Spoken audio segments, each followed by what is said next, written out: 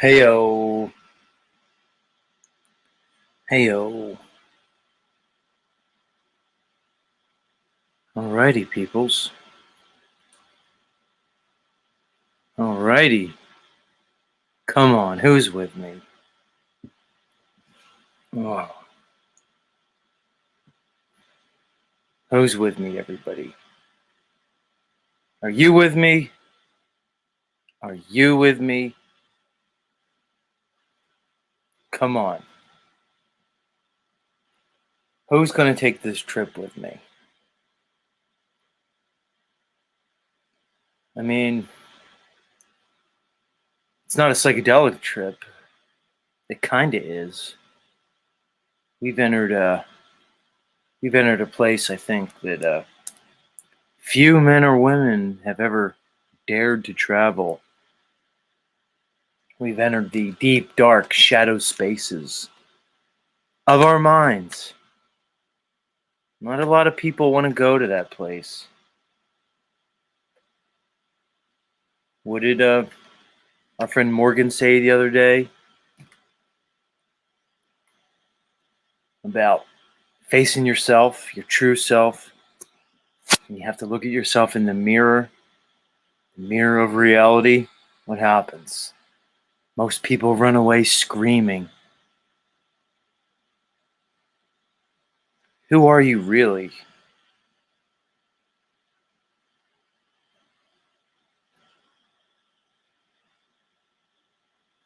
Let's do the show. We might as well do the show.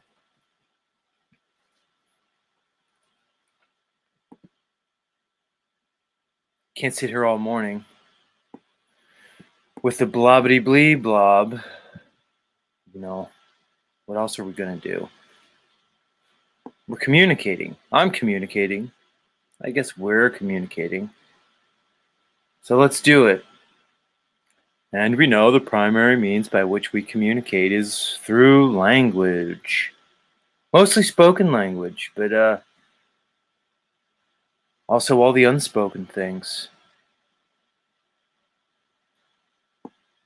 There's so many ways to communicate, to express oneself. Spoken language just seems like the primary mode because it's convenient. Also, it's quite a vehicle for expression of emotions. You can use intonation. You can go very low or very high. You can use the intensity of your voice to express different things. Small little vocalizations. They're called the suprasegmental aspects of speech. Beyond the mere phonemes and words and sentences. There's so many little things, so many little vehicles, tools, means that we use with our voice to express things.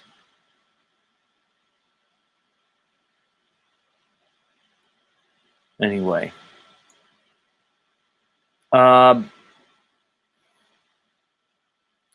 Yeah, this isn't a communication lesson with Z. This isn't a speech lesson. This is a show, for what it's worth. Let's get this damn thing started.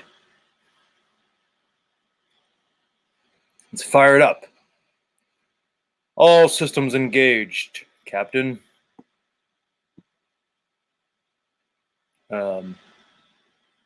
Commencing with the show. Lieutenant Worf. Engage. There we go. Howdy, folks. Howdy. Let's get everything set up here. All right, are we ready, guys? The chat's here. I'm here. Let's start the show. Let's do the opening.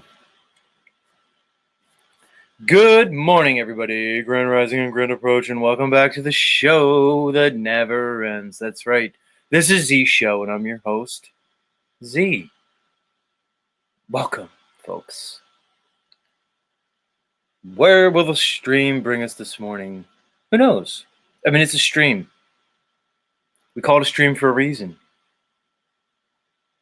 The stream has different elements to it. Sometimes the waters get rough and wild. Sometimes they get very calm and placid. And sometimes people like John Benowitz show up and call Zetetic Warrior an anti-Semite. And look, here he is, right on cue. How much anti-Semitism are we going to engage in today, Zetetic Warrior? Well, Benowitz, one may never know. Hang in. Who knows? We may go full anti-Semite today. But how come I have to explain to you day after day, Mr. Benowitz, that When I look at your picture, you're the whitest fucking guy I've ever seen, and you're a ginger on top of it. So it begs the question, my Jewish friend, how could I be anti Semitic against you when you are in no way showing any characteristics of a Semite, Mr. Benowitz? Just because you say you're Semitic doesn't mean you are. You look like a Scottish fuck. Really. Which kind of makes sense, because I have people telling me that apparently the real Jerusalem is in fucking Scotland. I've been hearing that one for a while. Edinburgh is the actual Jerusalem. And that the whole story of the Christ figure was actually a medieval story that took place and is analogous to the Knights of the Round Table and King Arthur.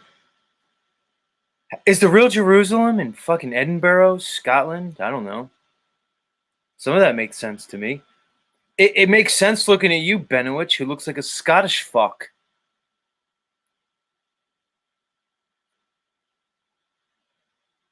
Now I'm confused. Are you a Jew or are you Jewish? Which means, like, yeah, kind of like a Jew, but not really. You know? Like the Christ figure said, you're Jew in name only. I don't know. Um,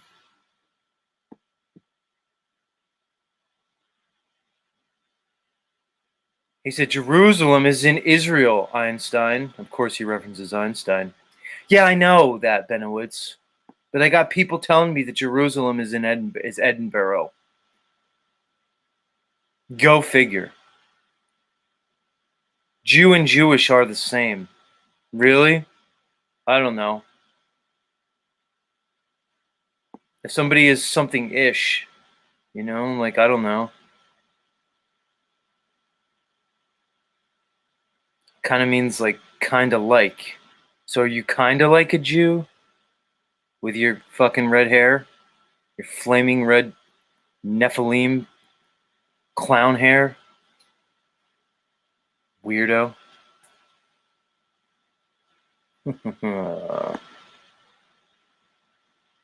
Who knows? See, Benowitz, why am I on you right now? You're taking all the focus off of my show and putting it on yourself. But we know that's kind of what your people do. You always have to make yourself the center of attention. It's always got to be about the Jews. Throughout time and history, it's always got to be about the chosen people. You guys need to make yourself the center of every story. It's kind of weird. You always need to play the victims too. Even though it's weird, because usually victims don't like run everything and control everything. Those people are usually like, the victimizers, the perpetrators, which is convenient just to play the victim as you're really just, enslaving the whole world with your Babylonian money magic, Mr. Benowitz. So, I don't know. You asked the question, like, how long it would take me to go full anti Semite this morning. Apparently, not that long, Benowitz. But we have you to thank, my good friend. And we salute you and your peoples. Because you're Jewish. Means that you're kind of like Jews. So you're somewhat Jew. The other part seems to be not. You kind of seem to be like, I don't know, one part Jew, maybe two parts trickster Babylonians. I don't know. I thought you guys followed Levitical laws, but then I hear about this rabbinical shit. And it just kind of confuses me. I'm like, well, what are you? Are you an Israelite, or are you like some weird Babylonian guy? Do you worship Yahweh, or do you worship, I don't know, like Baal and Moloch and all these other weird Kind of creepy gods. Which god likes blood more, Yahweh or Baal? Because they both seem to like blood sacrifice. Are we supposed to talk about this, or is this? I don't know. Who knows? Maybe I need to check in with some Jewish friends. I know Jewish people around here. I can imagine, Benowitz, at your dinner table, right around those high holidays that you guys like to follow.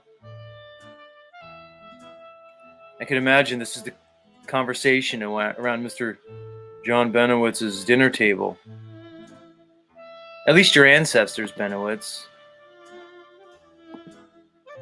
Oh, we are Jewish and proud of our heritage. Yes, that's right, Father. We are proud of our Jewish heritage. That's right, Mother. Children, gather around. We will discuss our Judaism. Okay, Papa. And again, the one little black sheep girl of the family, the one who kind of thinks. But Papa, are we Israelites or are we Babylonian? I'm confused. We're Jewish. What does it matter? It's whatever's convenient for us. When it's convenient for us to worship Yahweh, then we're Israelites. Otherwise, we're Babylonian. What does it really matter? Yes, Papa, but I read the Torah from Moses, and I also read the Talmudic books from our time in Babylon. And I'm confused, because they're kind of contradictory, Father. No matter. Puh, I spit on you, little one. We are God's chosen people. It's whatever we say it is. We'll just make this shit up as we go along. Really, Papa? That doesn't sound right. It kind of sounds disingenuous, like we're going to trick all the people. That's right, we're going to trick all these stupid goyim. They're not worth telling the truth to. We're so much better than them. They're just useless eaters. Oh, Papa, I don't like this religion.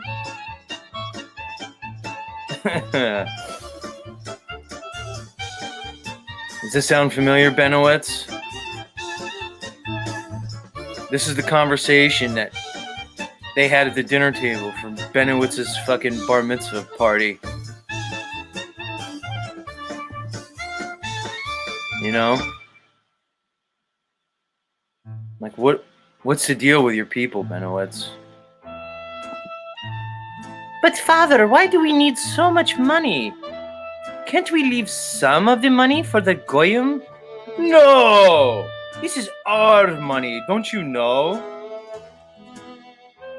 But Father, isn't it only right to feed the goyim and make sure they're cared for? No, they matter not.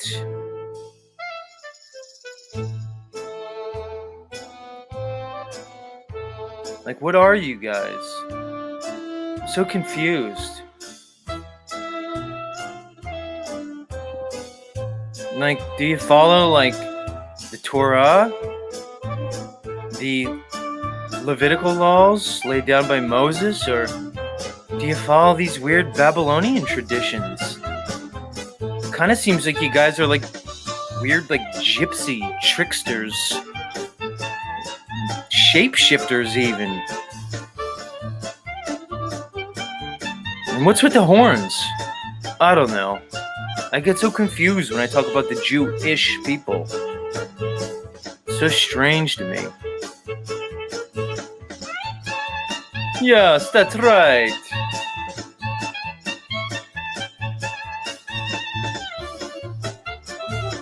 I could do the Jew thing all morning.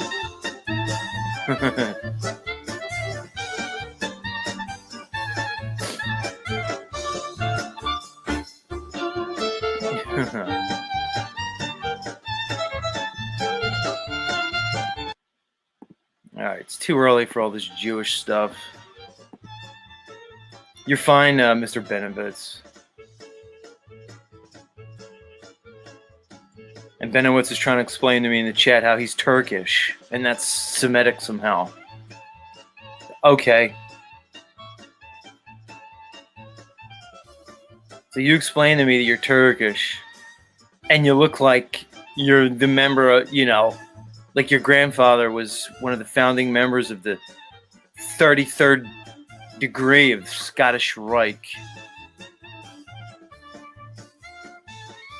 Dumb fuck. I'm probably more Jewish than you are, Benowitz. As everybody thinks, I'm the Semitic warrior, the Mossad agent. I definitely look more Jewish than you, Benowitz. Dummy. Alright, let's get off the Jews. I'm having a conversation with an obvious bot. Because I'm fairly sure at this point that this Mr. Benowitz character here in my chat each morning, I'm fairly sure he's just an AI algorithm here to fuck with me. It's actually likely. Either way, it's content for me. Dummy. He just says, "You're a moron, dude." You're a moron. Then he says, "Because I'm half Lithuanian." Which half? That must be your gypsy Khazarian trickster half. I'm half gypsy Khazarian trickster.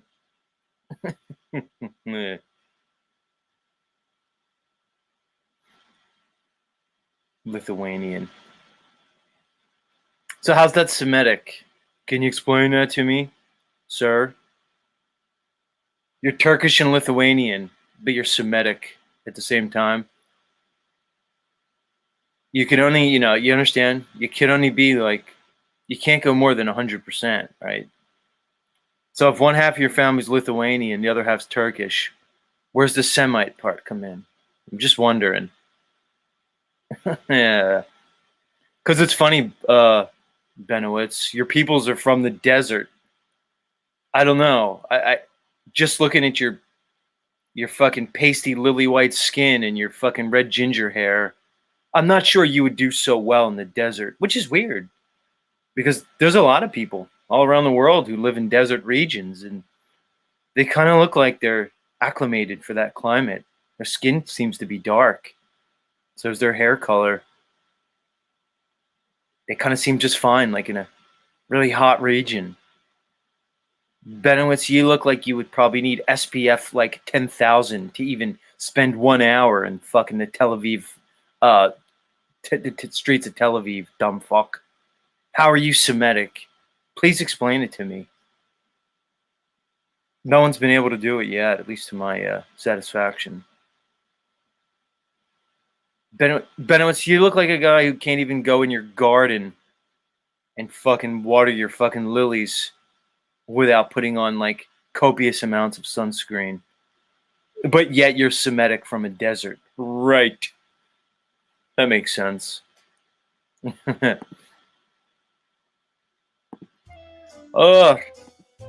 going to move back to Israel, children.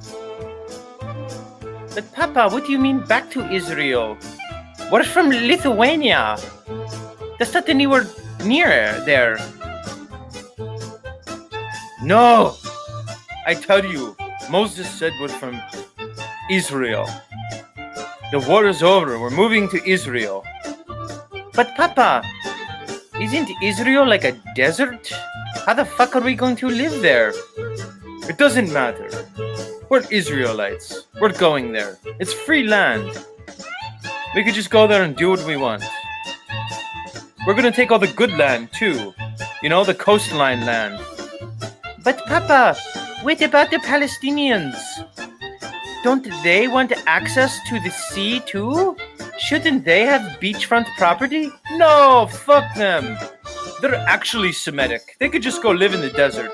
We're not really Semitic, so we need to be near the sea. We need all the water. Fuck the Palestinians. We'll push them further in the desert.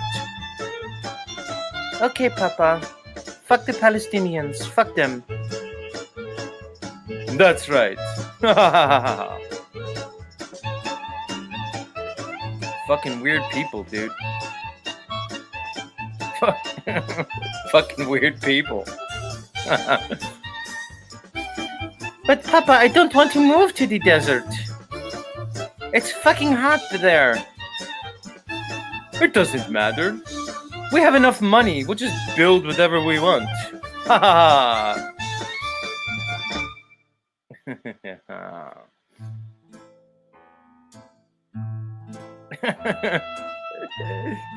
Our pool asked, Papa, why does the rabbi suck my wee-wee?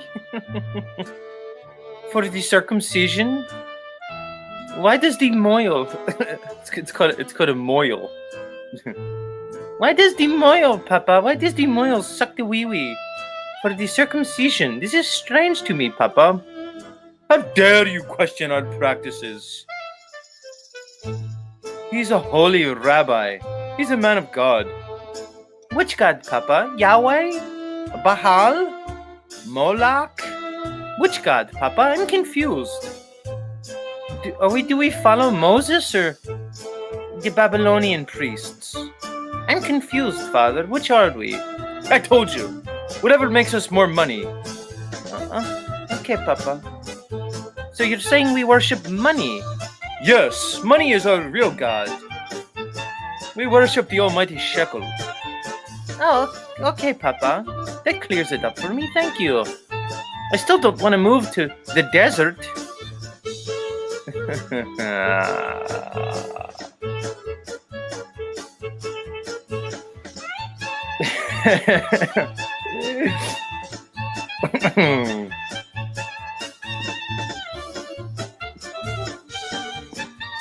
I can't anymore. It's too much for me, guys. It's too much. I can't just come on here and just rail on the Jews for hours and hours. Although it is fun. I'd be confused too if I was Jewish. It's a very confusing religion. I mean, is it a religion or an ethnicity? You know, see how confusing it is? I mean, at least Christianity I know is a religion. There's no like ethnic Christians. At least not anymore. But you kind of seem to be part of like some kind of genetic lineage if you're Jewish. But then some people tell me it's a religion. Like, can I convert to Judaism? I hear you can. Seems kind of hard though, like a difficult process.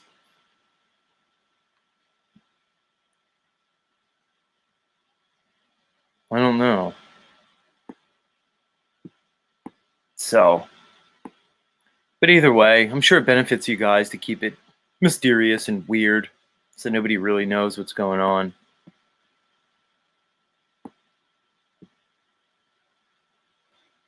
Anyway, who's here? I haven't even greeted my chat, my wonderful chat.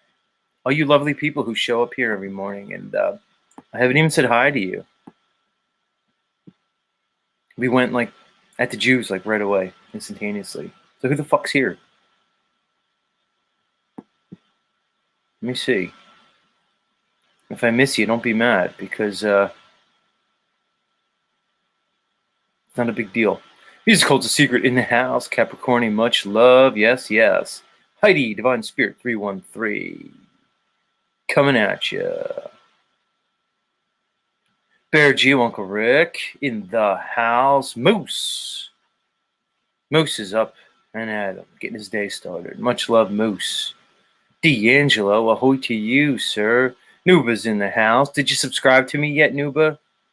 I would expect it. You're here every morning, weirdo.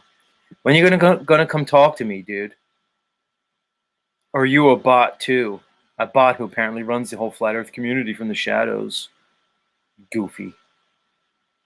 Who else is here? The Sympathetic Warrior.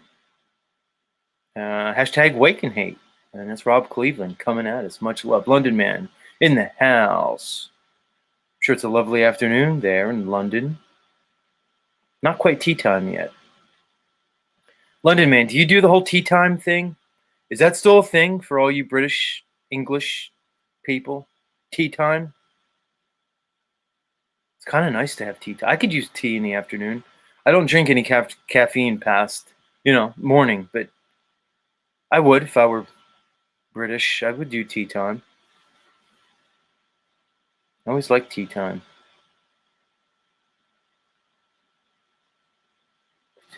Benowitz, we talked about you enough. Apparently, Turkey's Semitic now because you're half whatever. I'm not going to go there, dude. Much love, Benowitz. Weirdo. Dave-O in the house. Christos. The young Christos in the house. One of my only Gen Z listeners that I know of. If you're a Gen Z person and you listen to me, let me know.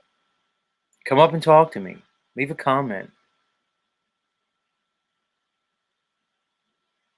Even Rob Cleveland's fucking a millennial. Angry Rooster in the house somewhere in time. Special K. Much love. Ruled by Saturn. Our pool already said hi to you. Oh, you lovely, lovely people. Squirrel Sniper, sniping those squirrels. Jack Streaming, D'Angelo, Pale Horse Rider. Timmy Carini was on the show yesterday. Timmy was quite prominently featured on the panel. Letting us know his stance on the all things, especially the so-called vaccine.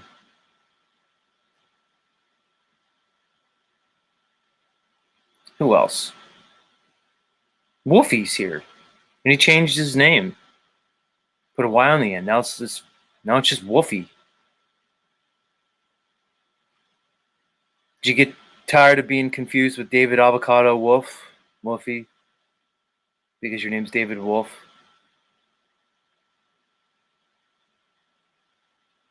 Just asking, Yeah, the Benowitz is a bot. Chris from South Jersey's here. 50 Shades of Ginger, he says. Right on, right on, right on. And so many others. And the rest. Who's this? The Goblin King's in the house. Right on. Glyph. Much love. You guys are pretty active this morning. I went in on the Jews early. It's weird. Now I'm in some kind of weird Babylonian trickster like haze or something. I need to get out of it. What a weird world we live in. Lizzo French in the house. Yeah. Morgan's here. Coming at us from Canada. Benowitz says, I'm not a bot. You're an asshole. Mr. John Benowitz, you're a bot until proven otherwise. You can come up and talk to me, Benowitz. You're here every morning. A non-bot would have come up and introduced himself to me already. They wouldn't just be here every morning, so prominently active in the chat, and not say anything. You're suspect, Benowitz. Much like all your people. Please come up and teach me your trickster ways. I want to know. I want to know what it's like to, I want to know what it feels like to be part of the chosen people. The people who apparently rule this whole realm, rule the world.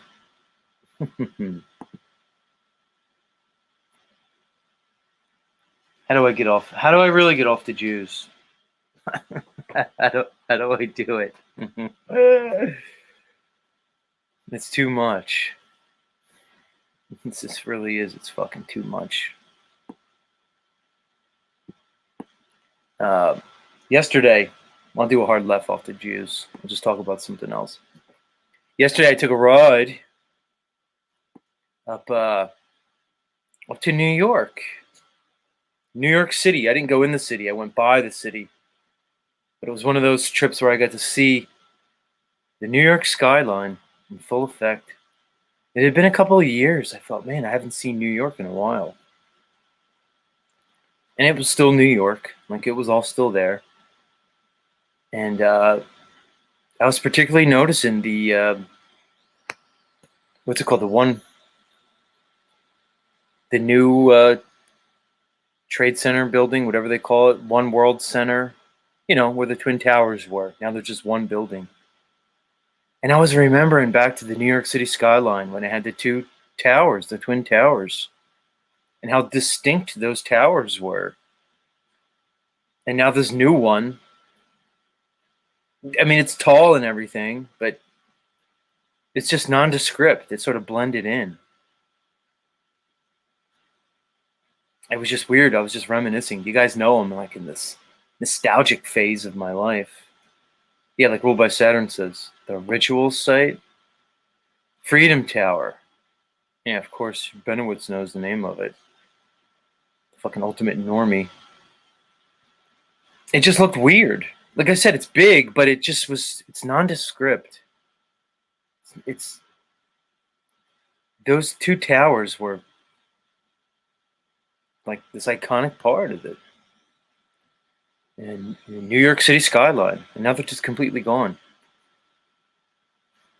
And I was remembering like what it was like to look at the skyline with the two towers, I'm old enough where I remember those times. It's very strange. It's very strange. And yeah, I was able to see the skyline well. It wasn't like hazy. It was a clear day. And there was no chemtrails. And it got me thinking about these fucking chemtrails. Many of us just accept it now. But I don't know if I'll ever get over this chemtrail thing, guys. It's fascinating to me. It's fascinating that I can go outside. I could like literally watch them geoengineering the earth right in front of my eyes, right over my head, blocking the sun out, blocking the sky out. And I could like I could grab somebody next to me and say, hey, what's up, man? Come here. Can you look up? You see up there? You see what's going on? You were here like 2 hours ago. It was perfectly blue sky. Now there's a bunch of fucking streaks in the sky that are all merging together to create a fucking gray blanket over everybody.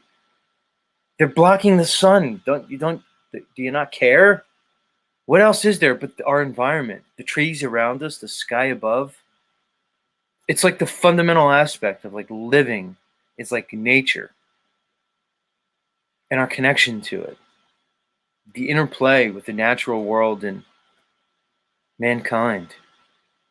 It's a beautiful balance that we have, this dance that we do between overcoming nature to survive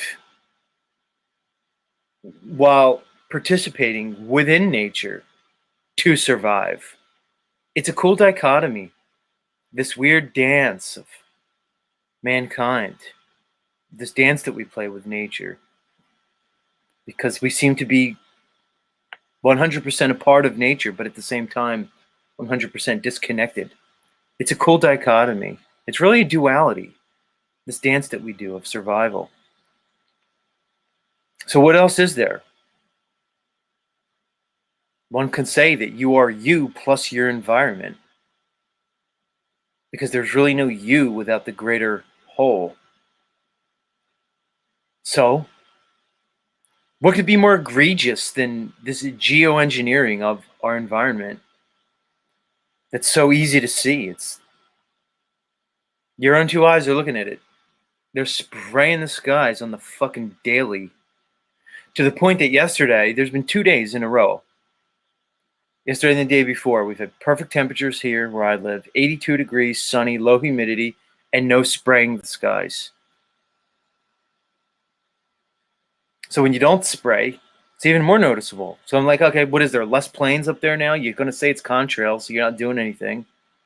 So why is there not one contrail today? Is there no planes up there? Oh, I see them. Oh, see, you don't understand. It's temperature and atmospheric conditions that'll dictate how much of these contrails that are going to be produced from these jets, which are just telling me is water vapor that apparently lingers forever. even though I see no evidence of that. Because I can go out on 2 exactly similar days. Same humidity, same temperature, same everything. One day there's a bunch of planes spraying, the other day there's nothing. The other days there's nothing. And then I ask the question, like, okay, why are you spraying on some days and not others? See, I just ask these questions. This is what I do. Sorry, I can't be any other way. I can't just go about my life and like just get some corporate fucking normie job and pretend like all the shit's not happening. That's not my walk. I did that already. I'm done with that. I'd rather just not be here on this realm. If the only way for me to participate in this realm is to be a part of their fucking system and to just be a normie moron, well, I'm not going to do it. I just won't be here anymore. You have choice. I'm not going to ignore the fucking blatant geoengineering that's right in front of us, as all you other people just want to pretend like it's not happening and like everything's fine. It forever just blows my mind how people don't see it, and if they do see it, they just don't care. How do you not care that they're spraying the sky? I thought we're electing our leaders, right?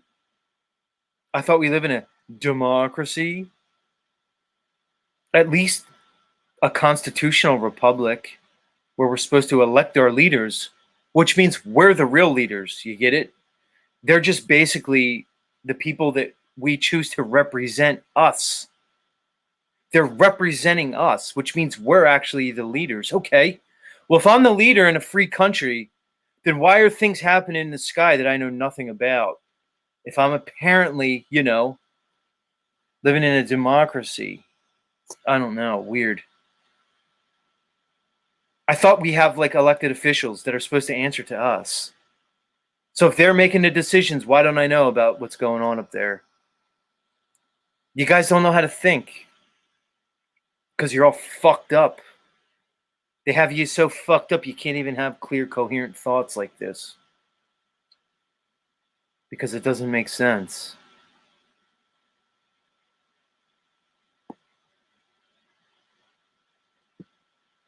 So I'll just keep being me.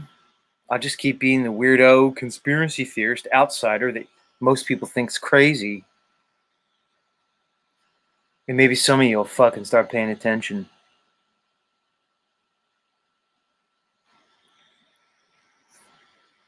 Because you're at a point now where you don't even trust your own senses. It's fucking nuts. Yeah, a lot of people in the chat are thinking Benowitz is a bot. Like he says, like Benowitz, you're almost like he says, what would it be other than water vapor? Even if they are spraying to make clouds, aren't clouds just water vapor? Stop, Benowitz, please. Just please. I agree, he's a bot. It's weird that I come on here each morning and I argue with a bot. But I think it's amazing that it appears as though they've developed these AI systems to like respond, to grow, to like evolve, so to speak. What a world. What a strange, strange world.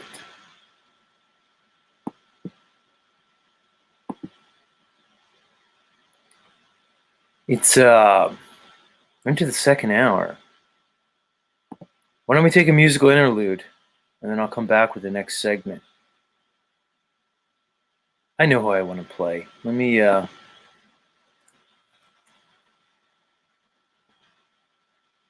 my friend Mr. Lucky Haskins has been producing some music lately. Let's listen to Lucky. I'll be back shortly. Don't go anywhere, guys. Where are you, Lucky? Let's hear you sing.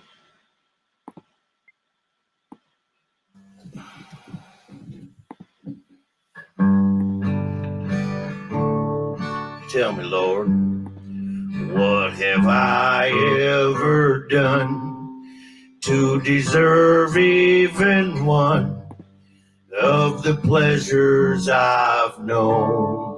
Tell me, Lord, what did I ever do to deserve loving you in the kindness you've shown? Lord, help me, Jesus, I've wasted it, so help me, Jesus. My soul's in your hand, and now that I know that I needed you, so help me, Jesus. My soul's in your hand. Try me, Lord, if you think there's a way I can try to repay all I've taken from you. Tell me, Lord, I can show someone else what I've been through myself on my way back to you. And Lord, help me, Jesus, I've wasted it, so help me, Jesus. I know what I am, and now that I know that I needed you, so help me, Jesus. My soul's in your hand, Jesus. My soul's in your hand.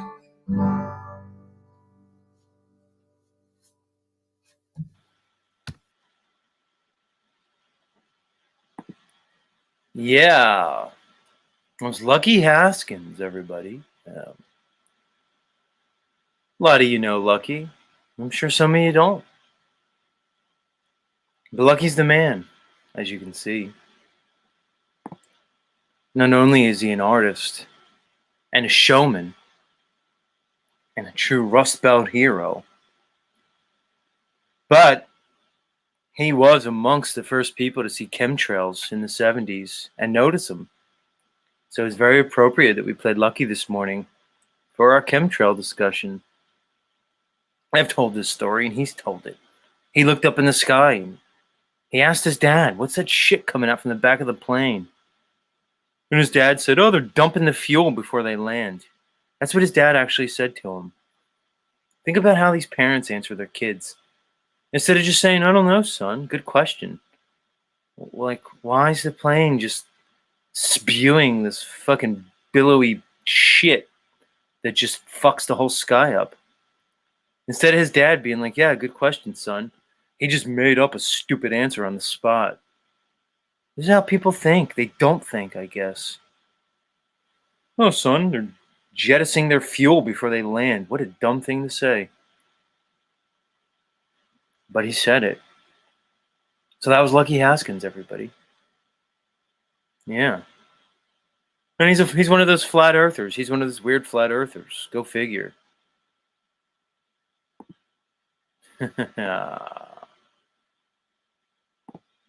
We're trying to increase our musical selections here on Z's show. Chris from South Jersey says, "I can't wait for Lucky's camp."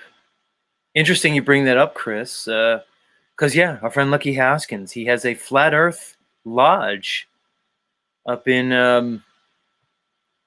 the Upper Peninsula, the UP, it's called, of Michigan.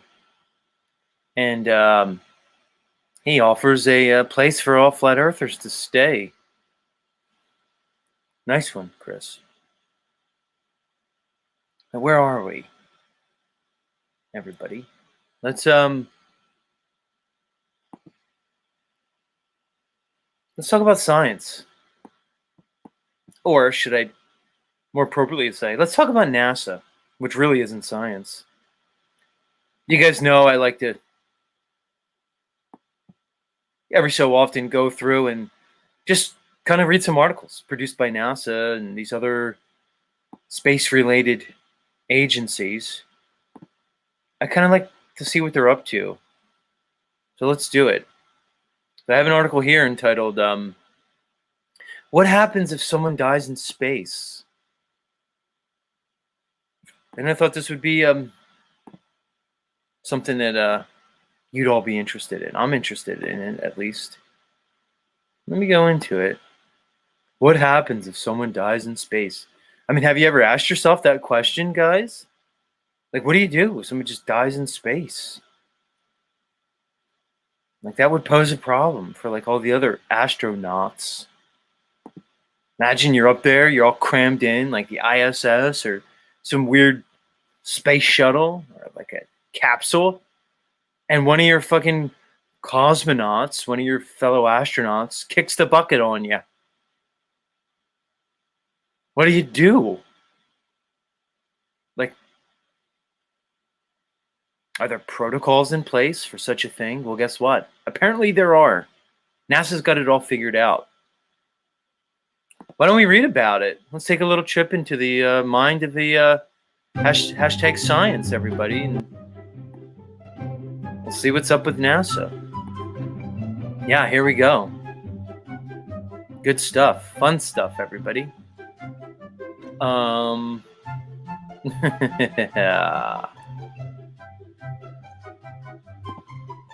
Here we go. What happens if someone dies in space? They actually write these articles. It's so funny.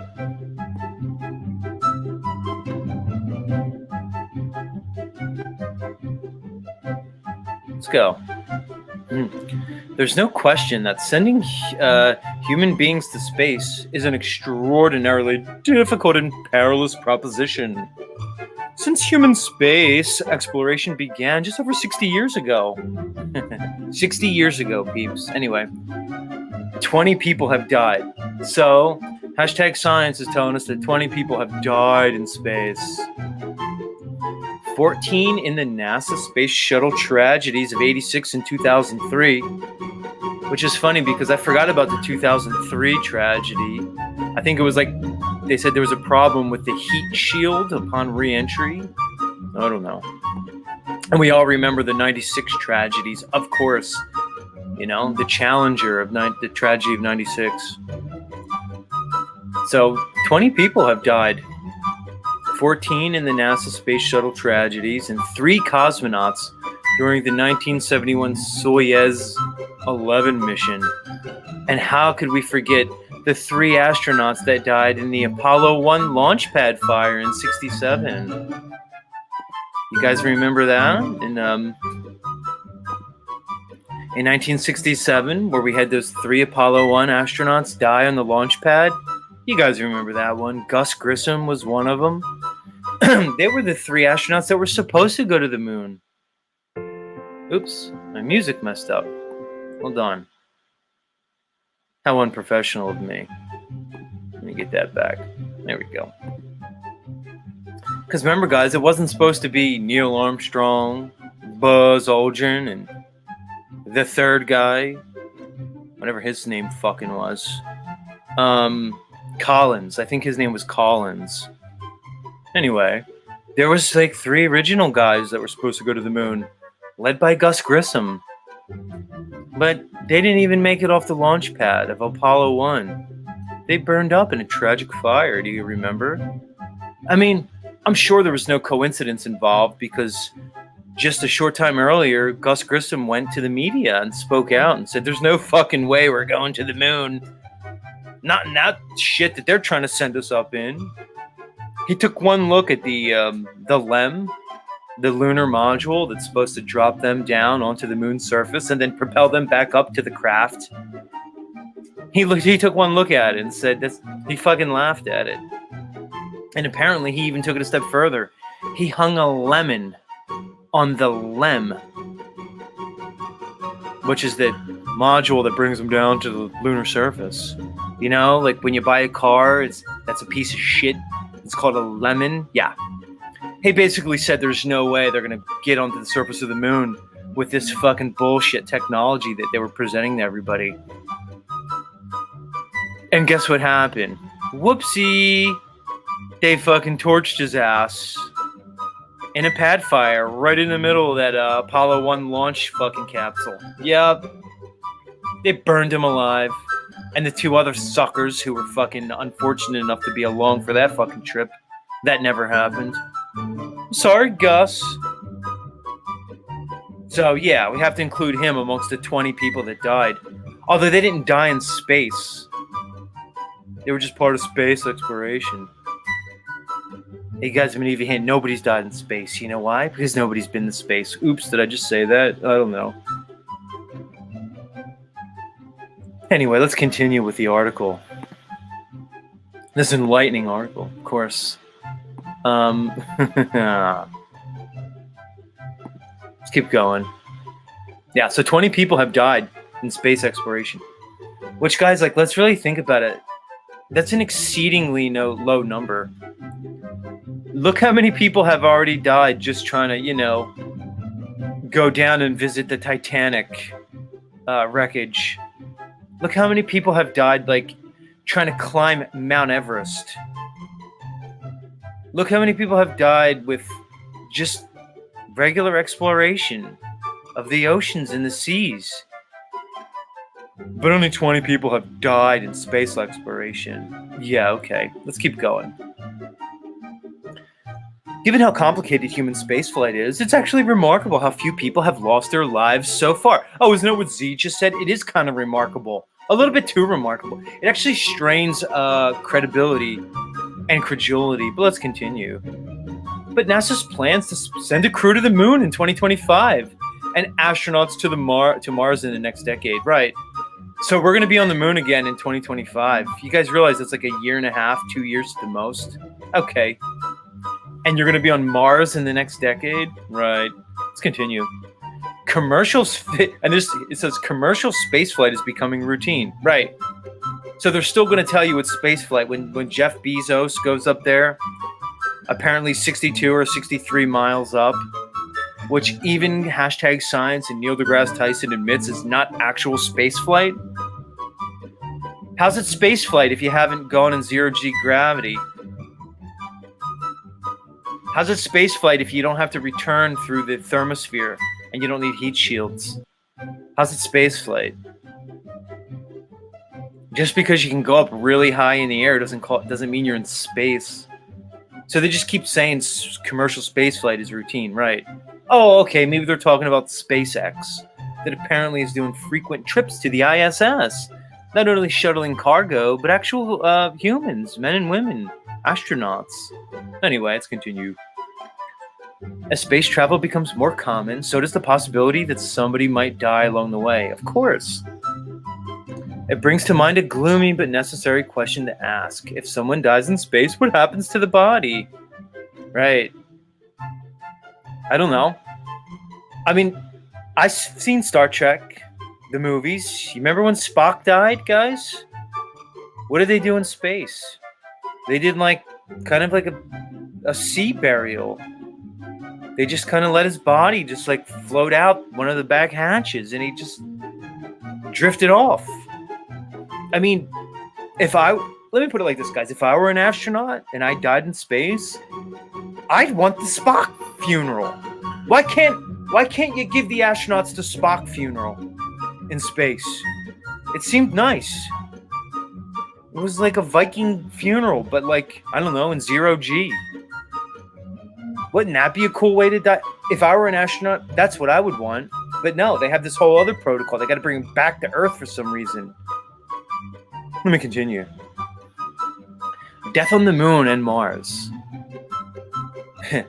As a space medical doctor who works to find new ways to keep astronauts healthy, I and my team at the Translational Research Institute for Space Health want to make sure space explorers are as healthy as they can be for space missions. Right.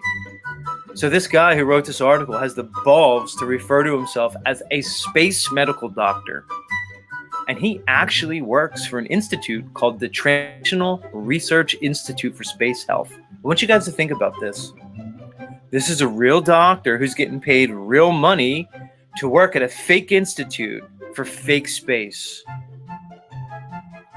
And like I was talking about yesterday, we still have kids sick and dying all over this world, but we're paying this clown fucking idiot moron who probably has the IQ of a fucking rhesus monkey to fucking pretend and walk around like he's a space medical doctor, which means he does absolutely nothing because there is no space, guys. Sorry to break it to you. So we're paying not only this doctor with your tax money and mine to pretend he's a medical. He probably thinks he's a real space doctor, by the way. We're not only paying him, we're paying the entire Translational Research Institute for Space Health. What a clown world, guys.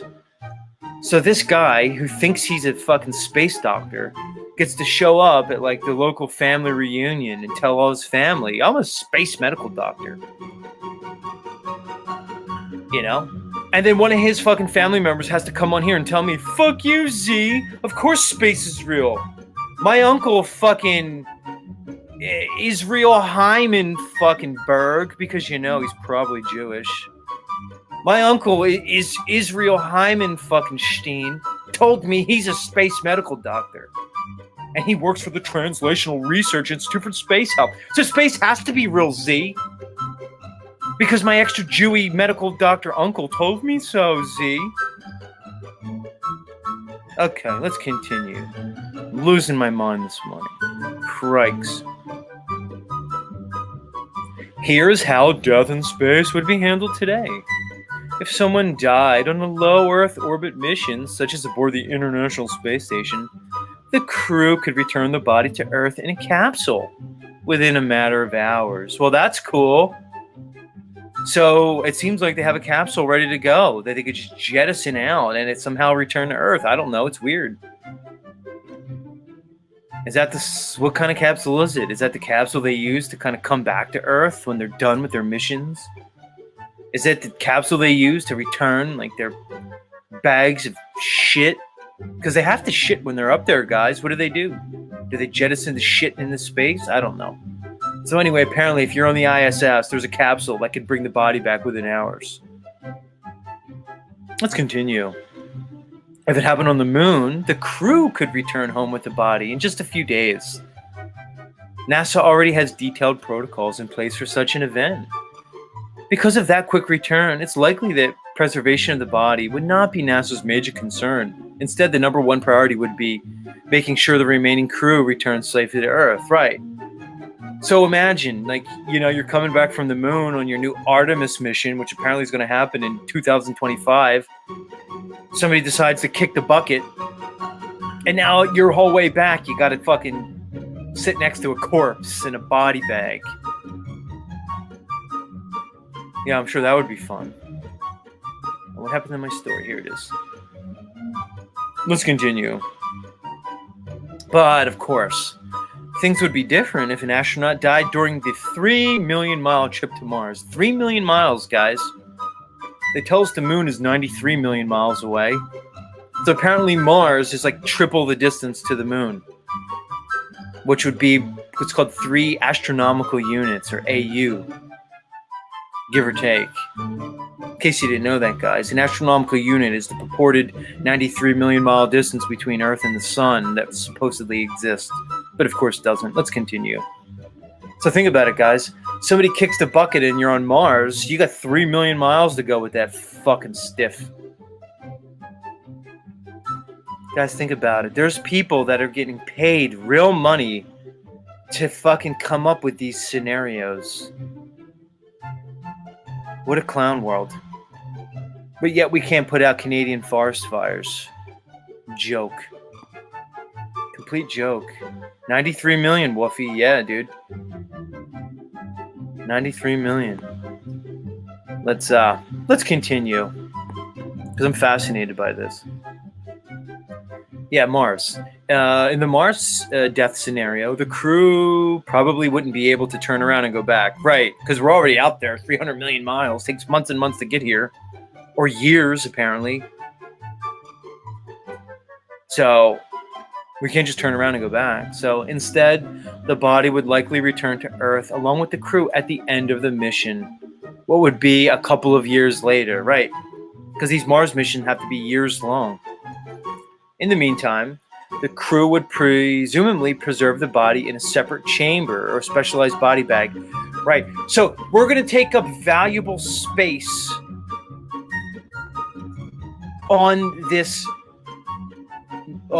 Mars, whatever the spacecraft is, to store a dead body. Even though they don't even do it on the seas. If you're like, I don't know, like in an old-timey sailing vessel,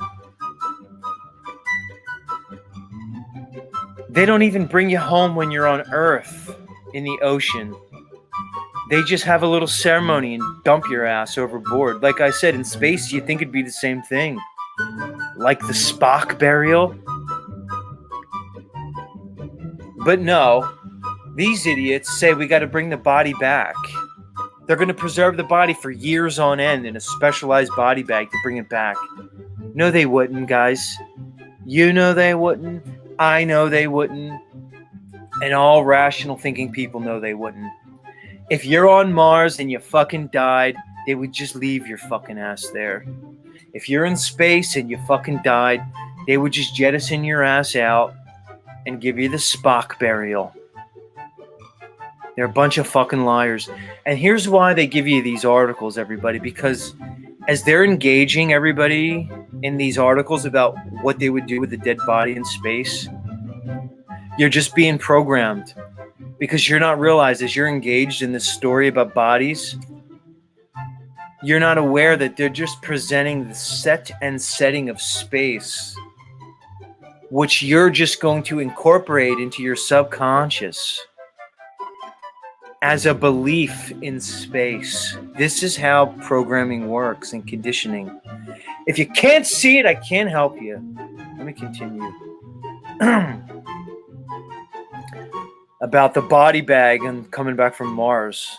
The steady temperature and humidity inside the space vehicle would theoretically help preserve the body. Really? So you're telling me a temperature of room temperature and humidity preserves bodies? No, it doesn't.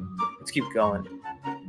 But all those scenarios would apply only if someone died in a pressurized environment, like a space station or a spacecraft. What would happen if somebody stepped outside into space without the protection of a spacesuit? The astronaut would die almost instantly. The loss of pressure and the exposure to the vacuum of space would make it impossible for the astronaut to breathe, and blood and other body fluids would boil. Right. So they're consistently telling us about the fucking vacuum of space and that how your blood and your body fluids would boil. Right. But why do we hear stories about guys in space that have water filling up their helmet and they're drowning in space? I don't know. So is space a fluid or is it a vacuum? Make your minds up. I don't know. Let's continue. What would happen if an astronaut stepped out onto the moon or Mars without a spacesuit? The moon has nearly no atmosphere, a very tiny amount. Mars has a very thin atmosphere and almost no oxygen. Oh, that's funny because they're telling me on one hand here that Mars has a very thin atmosphere. But I read other articles that tell me they have helicopters on Mars. Well, I don't know. So it makes me think. I go, well, they have helicopters on Earth, but they can't fly helicopters on Earth in thin atmospheres. You can't even get a helicopter to the top of Everest because the atmosphere is too thin for the blades to fucking do anything. You get it, guys? Helicopter blades have no lift in a very thin atmosphere. They tell me they can't even have helicopters in the deserts at sea level because it's so hot and the atmosphere becomes too thin in the heat. Okay. So when the atmosphere becomes thin here on Earth, you can't even have a helicopter. But apparently, in the very thin atmosphere of Mars, you have helicopters. I don't know. Something's not adding up here. Let me continue. So the result would be about the same as exposure to open space, suffocation, and boiling blood. Right. So basically saying if your fucking space helmet cracks, you're shit out of luck. And here we go. What about burial? Suppose an astronaut died after landing on the surface of Mars. cremation isn't desirable. How could you cremate somebody in low earth, in low oxygen environment? You just told me that it has almost no oxygen okay, let me ask you. So if Mars has a very thin atmosphere and it has almost no oxygen, how could you even explore the idea of cremation? Anyway, let's continue. And burial isn't a good idea either, because bacteria and other organisms from the body could contaminate the Martian surface. Okay, so you're not concerned about having humans bouncing around up there on the surface of Mars as they're going to be building colonies, apparently. You're not concerned about sending these probes there and these rovers and these helicopters. You're not concerned about the bacteria and organisms there. But God forbid if we buried somebody there, we would contaminate the Martian surface. Yeah, right. Continue. Instead, the crew would likely preserve the body in a specialized body bag so it could be returned to Earth. Right. Unbelievable. Let's continue with the last paragraph and we'll move on. There are still many unknowns about how explorers would deal with the death. It's not just a question of what to do with the body. Helping the crew deal with the loss and helping the grieving families back on Earth are just as important as handling the remains of the person who died. But to truly colonize other worlds, whether the moon, Mars, or a planet outside our solar system, this grim scenario would require planning and protocols. No, it wouldn't. You would just get rid of the body. Like I said, when you had all these armadas exploring the world in the 14 and 1500s, and even now, they just dumped the body.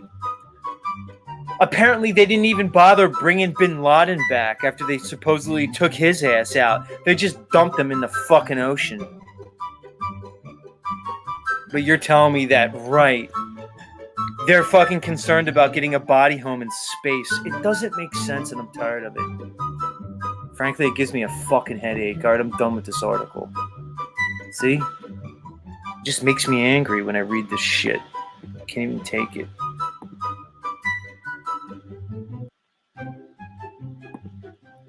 It's so absurd at this point that it's almost beyond absurd. It's ludicrous, really. Yeah, Heidi, don't you get it? Nobody gets it. Nobody gets how they wouldn't fucking care about the body. If they didn't bring Spock's body home, they're not going to bring your ass home. You ain't Spock. And I guarantee you, if they polled fucking 10 out of 10 astronauts and said, what would you rather do? Would you rather have the Spock burial? Or would you want to be thrown in a body bag and your ass shipped back to Earth? They would all say, give me the Spock burial. I know. It's exactly right, ruled by Saturn. They would all want the Spock burial. I would want the Spock burial. You know, people are always asking flat earthers like me, what if you can go to space, see? And what if you can go to space and then see the globe? Would you still be a flat earther? Which is a completely logically flawed question because in your explicit question, there's so many implicit questions that are implied. And, you know, because we learned about logic here on Z Show, we know that. But if Z were able to hypothetically travel to hypothetical space, I would want the Spock fucking send away. I would want that. I really would. Could you imagine me in space and then I kick the bucket? The first flat earther in space dies and kicks the fucking bucket? Who would want that? Space, the final frontier. Give me the Spock fucking funeral. These are the voyages of the starship Enterprise. Enterprise. Its 5-year mission, to explore strange new worlds, to seek out new life and new civilizations, to boldly go where no man has gone before.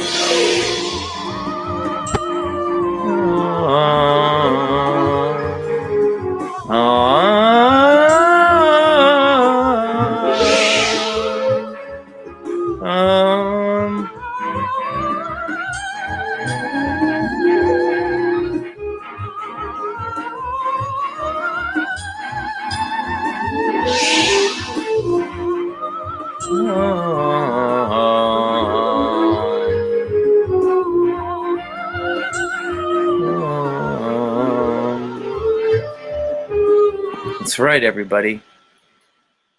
Give me the fucking Spock burial or nothing else.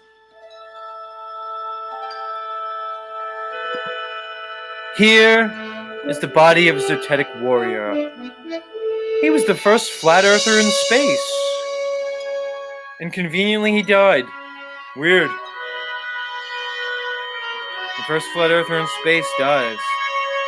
So we commend his remains to the near perfect vacuum of space that was brought to you by Einstein.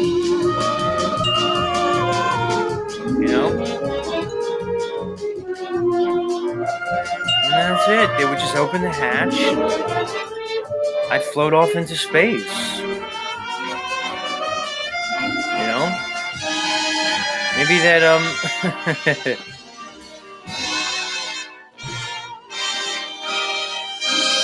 there he goes. The Zetetic warrior floating in the vacuum of impossible space. Maybe Neil deGrasse Tyson could give the eulogy. Zetetic warrior thought we lived on a flat, level, horizontal realm.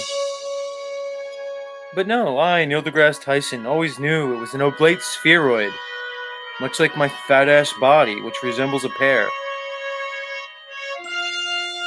But now that we proved that we do live on a globe in a near-perfect vacuum, and this dumbass flat earther decided to die in space, we're gonna give him the Spock burial.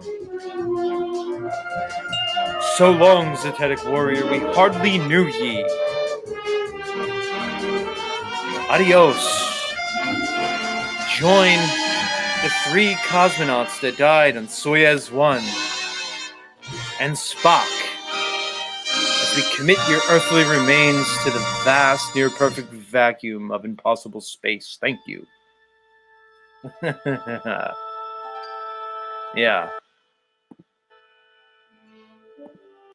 You can't tell me that you wouldn't want to just kind of be given the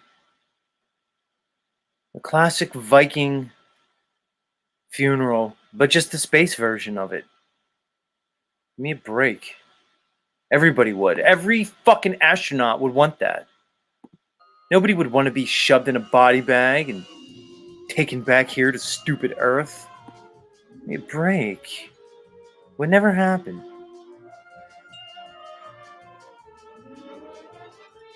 Don't you get it, people? Don't you fucking get it?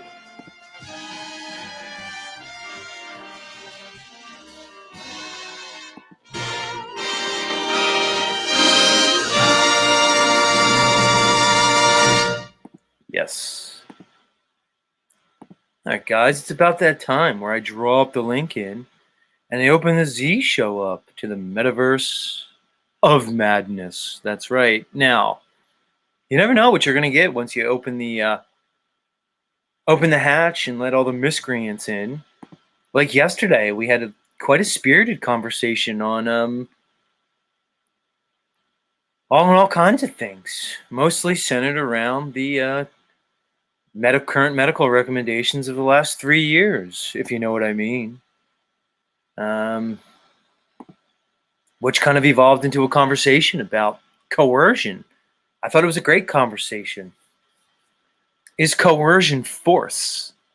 And at what point, at what threshold, can one be coerced into being forced? Or should I say, more appropriately, at what level does coercion become force? And I thought there was a lot of great points made on both sides of the argument. We had those that took the radical accountability, saying that nobody can force you to do anything.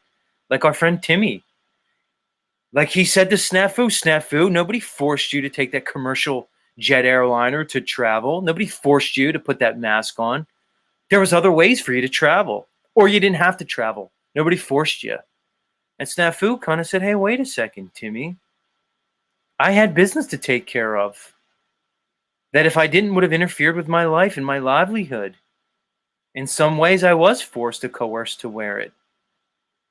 Others brought up the idea of what, okay, say you're a guy, you got a family to feed. You work in a factory out in the Midwest or anywhere on Earth. And your employer says, hey, man, you want to keep this job? You better take this needle in your arm.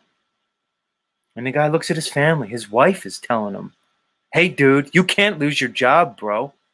And this guy's like, well, I don't want to lose my job because if I lose my job, I'm probably going to lose my wife and my family. She kind of told me, I'm out of here. You start slacking, sucker. You know, either implicitly or explicitly.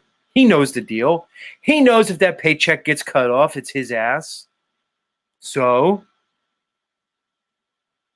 guess what? He has a decision to make. Is he not being forced? There's great arguments to be made on both sides of this issue. And we had that conversation yesterday. Anybody interested in it, just go back to yesterday's stream, the last hour and a half. We fucking chopped it up. So who knows where the conversation's going to go today? You never know. I wasn't expecting that conversation. But it was a good one. So either way, why don't we see where today goes? Who knows? Maybe nobody comes up. Maybe just I sit here and just keep talking about space Viking burial fucking rituals and the absurdity of the current space presentation and how literally impossible. Don't even get me started about, you know, how bodily functions would work in a zero-G environment. Yeah, guys, that's what I'm talking about. How do you take a shit in space? How do you deal with it? Could you imagine that environment? Shitting in space, pissing in space, sweating in space, throwing up in space, eating in space, fucking in space. Are these astronauts fucking? Why don't we hear about that? Are they fucking? I look, if you're an astronaut and you're going to Mars for years and years, somebody's going to fuck. You're at least going to jerk off. There's going to be seminal fluid. There's going to be lady fluid. Aren't these female astronauts getting their period? Could you imagine being on the rag in space? You're in the fucking ISS, and you got 2 female astronauts and 1 female cosmonaut, and then they're all in their rag at the same time, because you know how these bitches, their cycles sync up with each other. So now all of a sudden they're on their rag in space. God, could you imagine, like, your cosmonaut? Because not only is she Russian, which is going to make her bitchy. Have you ever seen like a non-bitchy, like non-angry Russian person? Why are you guys always angry, you Russians? They're like, no, do svidanya, you will do this, you will do that. Like, you guys are never like kind of happy and jolly. So now this female Russian cosmonaut, not only is she unpleasant by nature, now she's on the fucking rag, or she's PMSing. So not only do you have to deal with her attitude, you got to deal with her fucking bloody discharge and the fucking 0G environment. What's her blood like going to be floating around and stuff? Could you imagine me, Zetetic Warrior, on the ISS? You know my thoughts about going down on these bloody bitches' vaginas.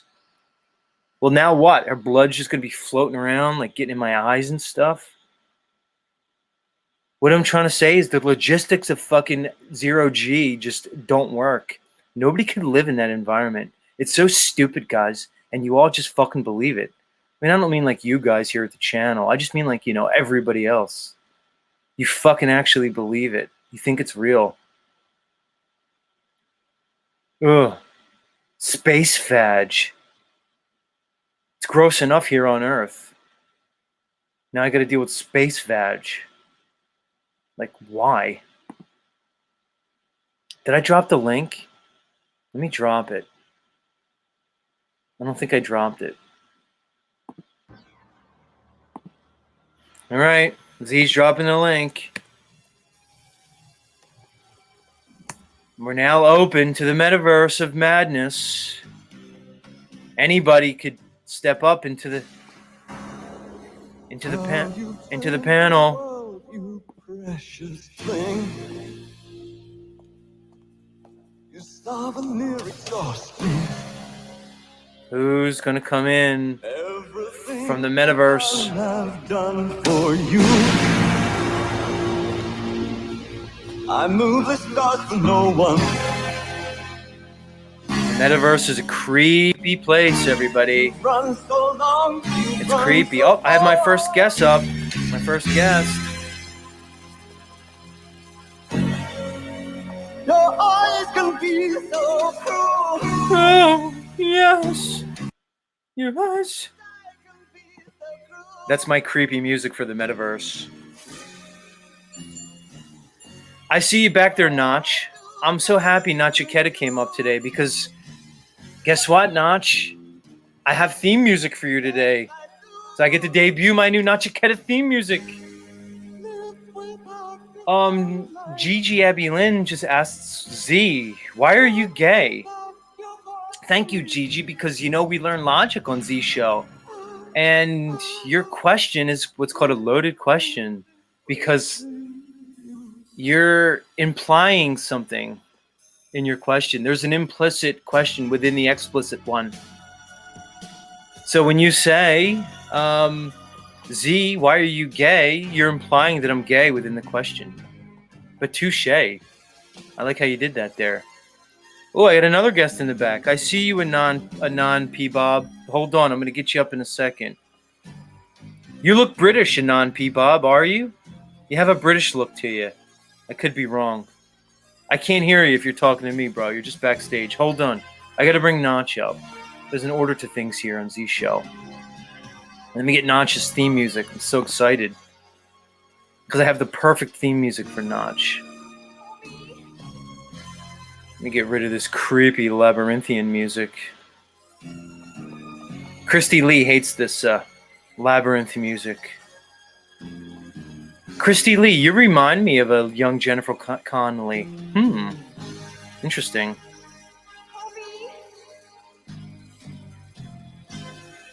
Christy Lee, can you and I like pretend like we're in Labyrinth? Can we do like a cosplay thing? Oh, I got a thing, Christy. Here's what we're gonna do, Christy Lee dolls. We're gonna get together. I'm gonna dress up as a creepy David Bowie from Labyrinth, and you're gonna be, Jennifer Connelly, and we're gonna get lost in the labyrinth. But then we're gonna find each other. We're gonna discover each other, and then we're gonna fuck in the labyrinth. Just saying. Anyway, let's bring up Notch. He's big time, and you don't make a big timer like Notch wait in the back.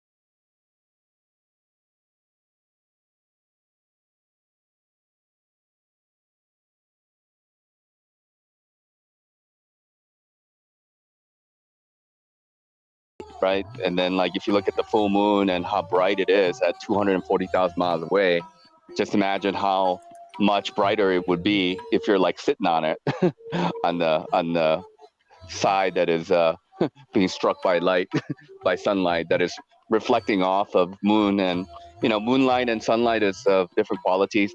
I mean, there's so many things to get into. I mean, like these stars that are 25 trillion or how many other light years that are away. I mean, how big that sun has to be, that star has to be, in order for us to be able to see it at that distance, right? So it's got to be thousands, tens of thousands of times bigger than the sun. The numbers don't add up. I got a guest in the back named Anon P. Bob. Let me let this guy up. I think it's his first time on the show. All right, Anon P. Bob, I'm going to let you up. And let's see what this dude has to say. Notch, let's welcome him. Anon P. Bob, welcome to the show. Well, thank you very much, Z. It's an honor and a privilege to be on your show. Thank you. Appreciate that, sir. I thought you were British by my first look at you, but you're obviously not. Don't ask me why. I looked at you. I said, oh, he looks like a Brit. But don't most kind of Caucasian Americans look like British people anyway? So I don't know what I was thinking. But what's up? What do you got for us? What's on your mind? Well, I just, I just got up. I'm kind of still asleep. Just kind of waking up, working on a project here around the house. And anyway, the opportunity came up. You sent out the link, so I thought I'd jump in if I could. So, and I did. I really surprised myself by fucking doing it. I just constantly surprise myself these days. Well, you're here, homie. Why don't we start here? Why don't you give us an overview of your worldview, your paradigm? We all view this reality through our own particular lens.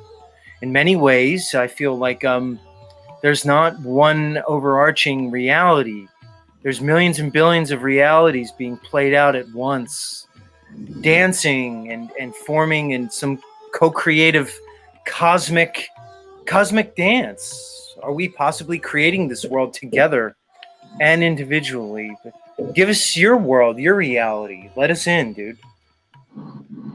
Okay, great. I think my reality really started back in the late 70s. And I was fortunate to have a group of people in my life that were basically a lot smarter than me. And at the time, I was 28 years old. Today, I'm 74. And I think I took on a lot of their perspectives because my own perspective at that time was pretty fucked up. I needed a lot of instruction, you could say. I needed to be willing to be open-minded to change. So I can basically start from there. If you need to ask me anything about it, I'll be more than happy to answer. Sure. So you referenced some people that were smarter than you. And that's, they might have been smarter than you, but maybe they were just more experienced than you, more knowledgeable. But what were the doctrines or the ideologies of those that you've referenced? Were you part of this quote unquote countercultural movement of the 60s and early 70s, or what were you referencing in terms of these gurus or that you referenced? Yeah, they were at least maybe 3 out of the 4 were gurus, and maybe there were a few others that were kind of fake gurus at the time. But yeah, I think my whole life is not being able to fit in this fucked up thing we've got going here, that I basically just kind of went my own way, and that didn't work out very well either. Interesting. When you say they were gurus, most of them. No, you said that. I just said that they were smarter than I was. What types of maybe one of them, maybe one of them was a guru or a spiritual giant or something. I don't know. Right. What types of ideology were we talking about? Were you into? Because look, you can almost consider certain parts of academia religion. I look at science as a religion at this wow. point.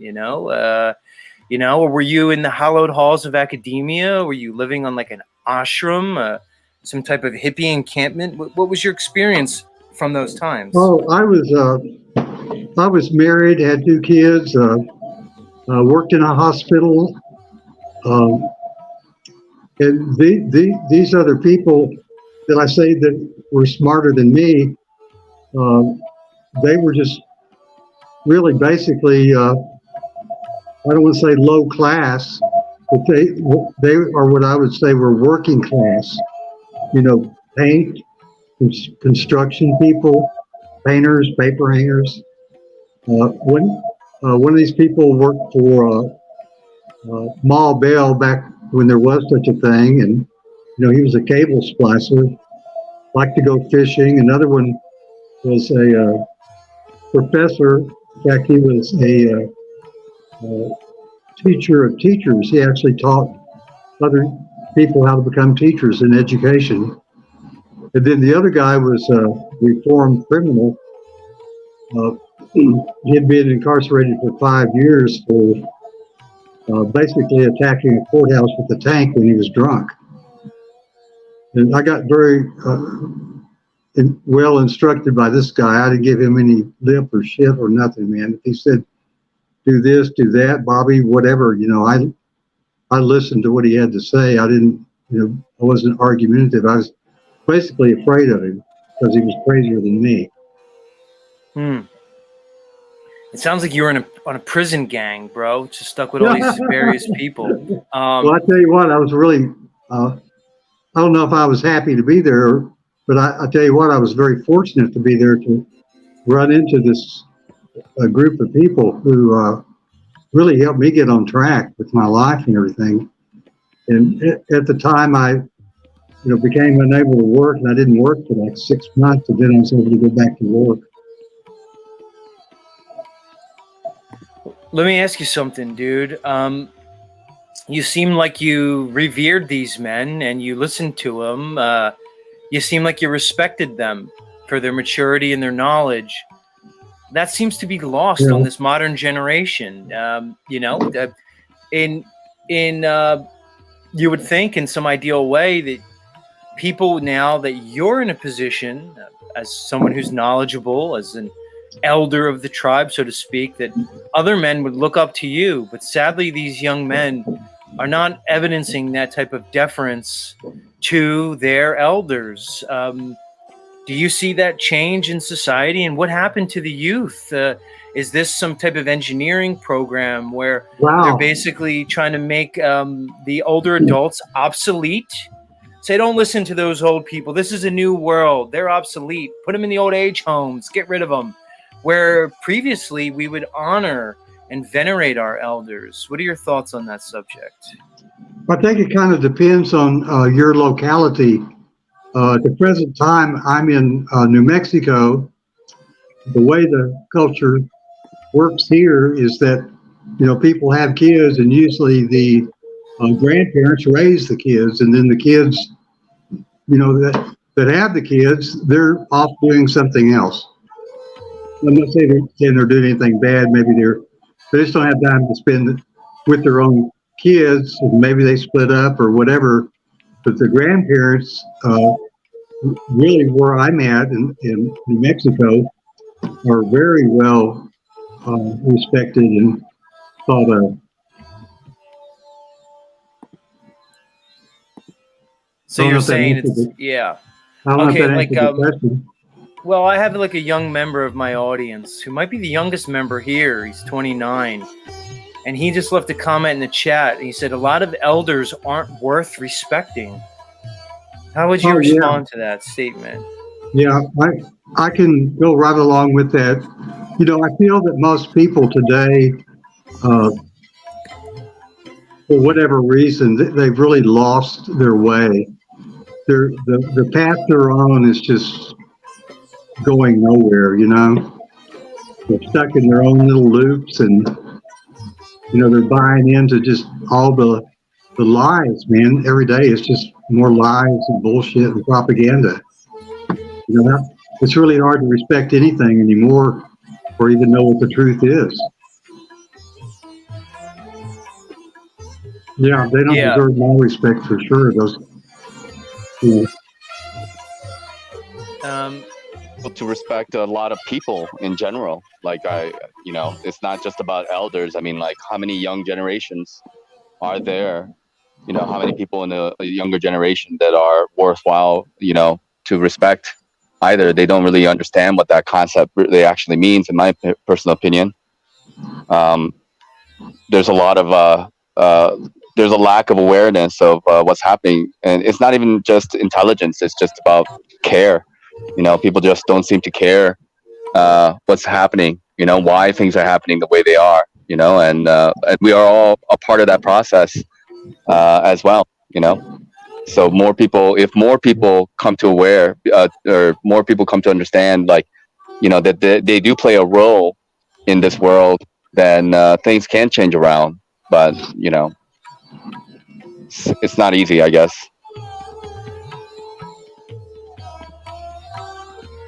Yeah, I wanted to go back to the concept of propaganda. To me, it appears that we've been propagandized for quite a long time. A lot of people like to point to Hollywood as the beginning of propaganda, but I think propaganda goes back even way further. I think you could even look at the Bible as a form of propaganda. These so-called religions as propaganda, right? It seems like we've been propagandized since the beginning of any type of mass media.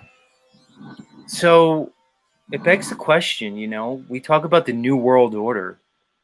Well, if we've been controlled, conditioned, and propagandized from the beginning, all the way back through antiquity, is it a New World Order, or is it just a world order that maybe we're just becoming aware of?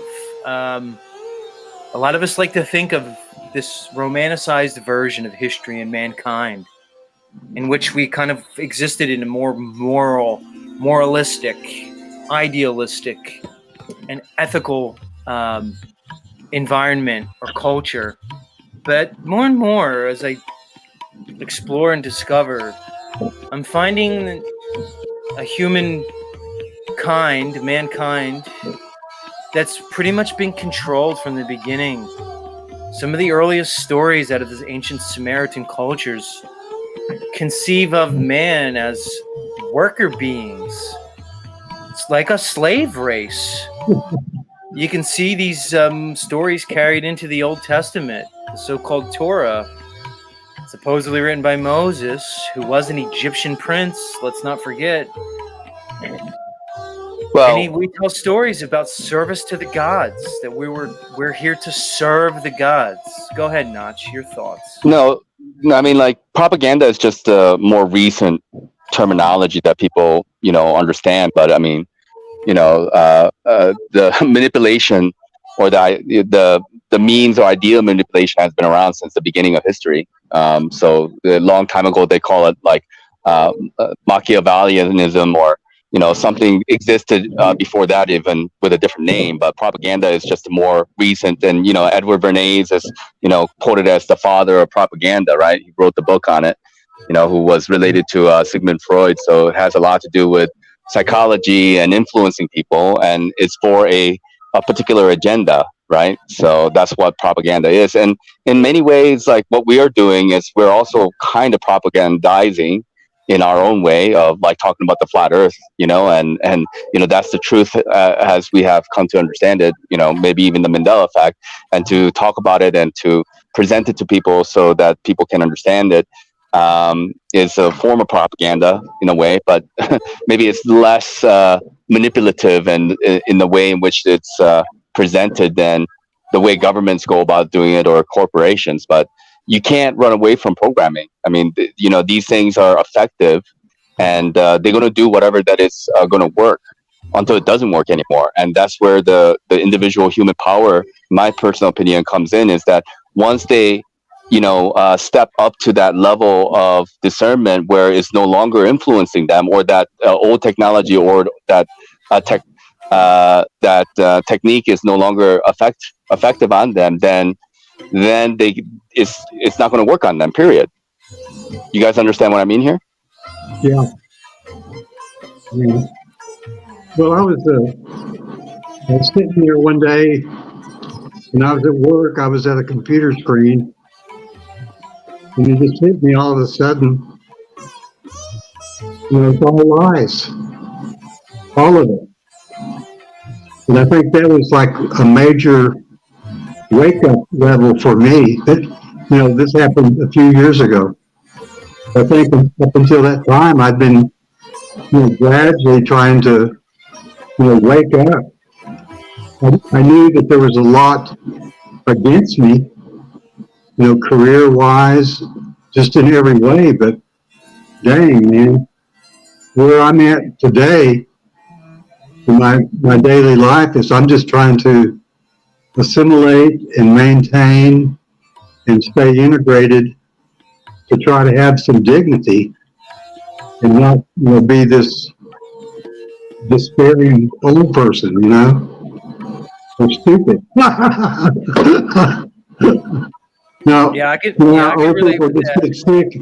First, I think they get stupid, then they get sick, and then they die. And I'd like to live to be 120. Yeah, man. I could look, even I'll be 45 in a few months, and I'm kind of on that same journey, dude, where I'm just trying to find a level of just a level of homeostasis where I could exist amongst people, because we need people. No man is an island unto himself. We exist as part of the whole. You can't. We're human. We're men and women, I should say. We need other men and women. We're not like a fucking reptile lizard that just can live on its own. We need other people. We exist in communities. So the thing is, how do we find a level where we could exist in these communities but retain our own identities, not sell our souls, not sell out our morals, integrities, and values? Let me let some other people up. I see you busy, London. Yeah. London Man, I have theme music for you too. This is the Wow. moment where I get to debut my theme music for everybody. London Man. Yeah, I've heard him before. Yeah, you like London Yeah. Man there, I Non? still do. What do you like You about? can, What do you like, you can call me Bobby. Bobby? Yes, sir. What do you like about London Man? What is it about London Man? Oh, man, he's like a smart guy, yeah. He is, and he has a really cool British accent too. Very enlightened individual, yeah. Yeah, that British accent is pretty nifty. Let me get his music up. Great. Let me get it. Hold on. Yeah, someday I'd like to have some music if I come back, yeah. All right, I'll have to think what fits you the best. Well, thank you very much. I appreciate that. Yeah, I'd like to be back on sometime. I'm really having a good time. Yeah, everybody. London Man, yeah. His name's London Man, London McLovin. I mean, we know he's from London. It's implied in his name. And he's got some very unique thoughts on this realm. 1, 2, 3, 4. Boom. London Man kind of thinks we live in the eye of a titan. That's right. Yeah, I remember that show. Yeah, the eye of a big fucking titan-like being. Yeah. I mean, I don't know. It makes sense to me. The eye has like an aqueous solution. It's got a dome above it. How many eyes do you know that it's got a sun and a moon, inside that's floating around in it, though? I don't know. I got Notch. As I get older, I have these floaters in my eye, dude. Like, I'll wake up if I stand up too quick. I bet our friend Bobby has them too, where I have these floaters all around my eye. Maybe that's something, dude. Either way, let's That's what we want to do, though. We want to float like a butterfly and sting like a bee, man. Yeah, man. Let's let him up. London man, welcome back to the stream, homie. Salutes, peace, and much love. Hey, I'm loving my intro. Loving the intro, bro. Salutes. Yo, thank you. Chilled vibe. That's what I'm talking about. Yes, sir. Salutes. Yeah, dude. For anybody, this is the Dusty Springfield song, "Spooky," and it's got that London man like quality. So talk to us, London man. Nachiketa brings up a point. How many eyes have a sun and a moon around them? But whether or not it's literal or metaphorical, the idea, the concept of the eye associated with this realm, I like the conversation, bro. Why don't you bring us into it, London? Give us a little overview of this concept, homie. Well, I would think, hey, first of all, welcome to your new panelist. I've never seen him before, so salutes to the new guy. Well, thank you. You're welcome.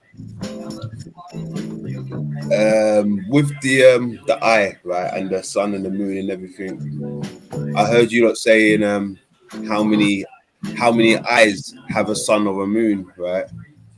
To some degree, I think everyone has a sun. I think everybody has a sun inside them, which would be the pineal gland. Right? I think that's what we're projecting. I think that might be the sun that everyone's referring to, right? How the sun is placed in the middle. Ironically, your pineal gland is placed in the middle of your head, right? So I think to some degree that might be the sun that everyone's referring to. That's a pretty good analogy. I've got some incense that I got at the Dollar Tree. It's supposed to open up the pineal gland. I burned it all day yesterday. I still have several more boxes of that stuff. I'm trying to get that pineal gland opened up so I can see, so I can get some sunlight going, you know?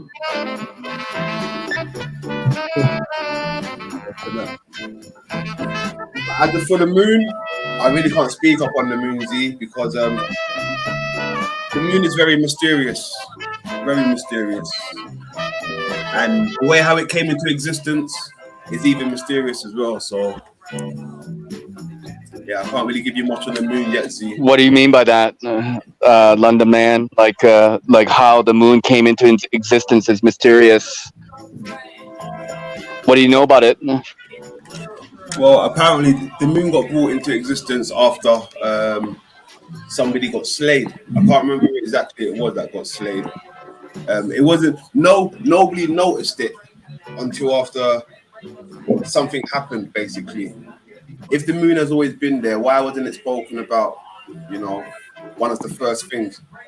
But from what I've come across, it only got noticed not very recent, but you know. It should have been noticed more sooner.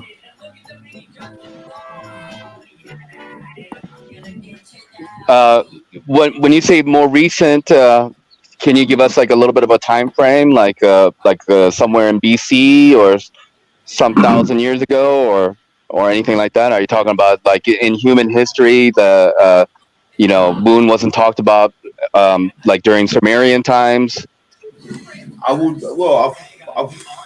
I couldn't really give you the rough date and time, but I have heard about people speaking about the moon coming into existence after cataclysms happened. Okay, so the theory is, what you're saying is that after like a cataclysm, a big one, the moon came into existence, but prior to that time, the moon did not exist. Am I getting you correct? Correct.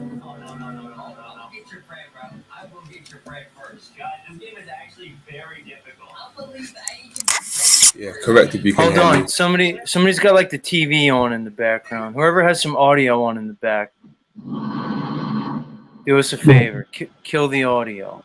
Yeah, thank you. Sounds good. Yeah. Who knows? Bizwoofer, welcome back to the stream. Yo, what's up, guys? How's it going? Good morning Hello. to you guys. Great. Bizwoofer, what are your thoughts on the moon, man? I mean, here's what I always say about any of the luminaries. We may not know what they are, but we know what they're not. And I always like to start off there. It's like Nachiketa said. They tell us the distance to the moon is 238,000 miles. And then it's about, I don't know, like a couple thousand miles, like in diameter, give or take. Well, I could tell you, I know it's not that.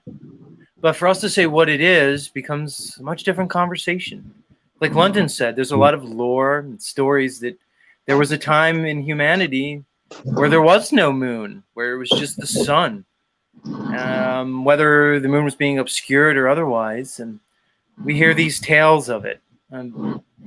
Some people reckon the moon is plasmatic and not like a terra firma that could be landed on or even approached. Common science tells us the moon light is actually a reflection of the sun.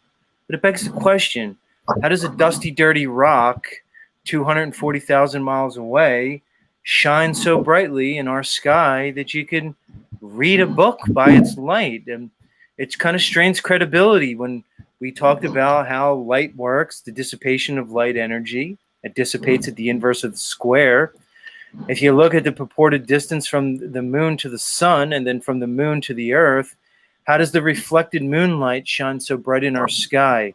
Again, we're not talking about a mirror. We're talking about a rock.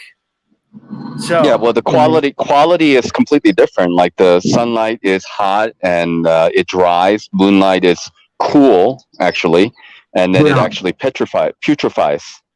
Yeah, exactly. So we have these anomalies when it comes to the moon. But we can ask ourselves, what is this moon?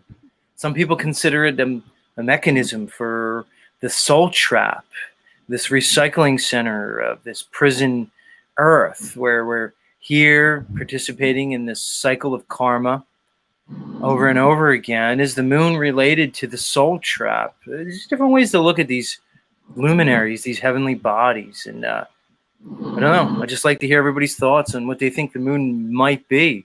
At least it's fun to speculate.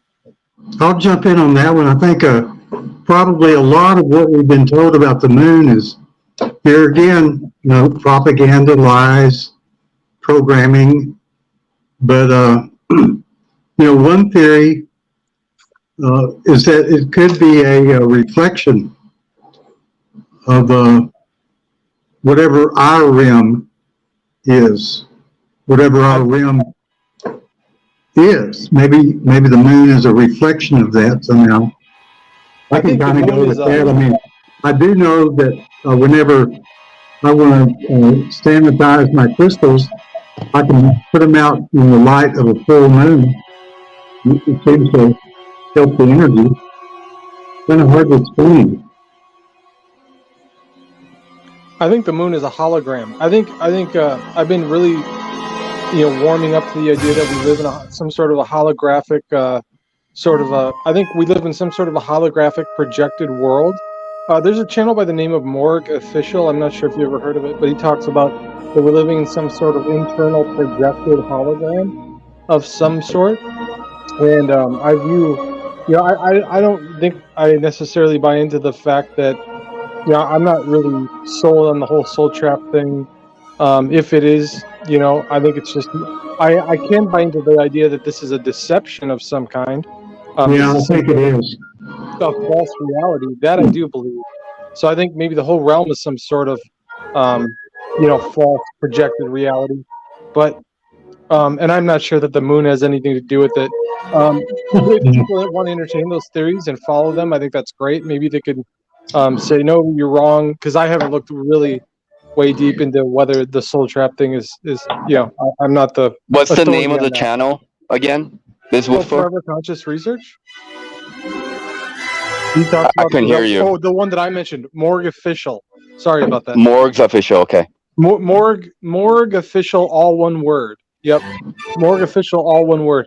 And I watched the one that I watched. I've only watched one of his videos so far, but man, he makes some really in-depth research content stuff.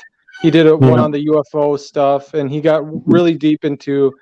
He has a very well fleshed out theory about what this place is and the reason behind it, and it's some sort of internalized projection of God itself, and we're all like experiencing parts of consciousness. But he has it really well fleshed out in all the details and stuff, and he describes it so very interesting. I would recommend it if anyone wants to get deeper into the subject. But yeah, I think the moon. I actually had the opportunity. I was really lucky when I was younger. I went down to Kansas, and there was this place called the Cosmosphere, and I had the opportunity to go to a very high-powered telescope down there. It's one of these rollover dome type telescopes. You sit in a seat, and it has this really high-powered telescope, and we were looking directly at the surface of the moon.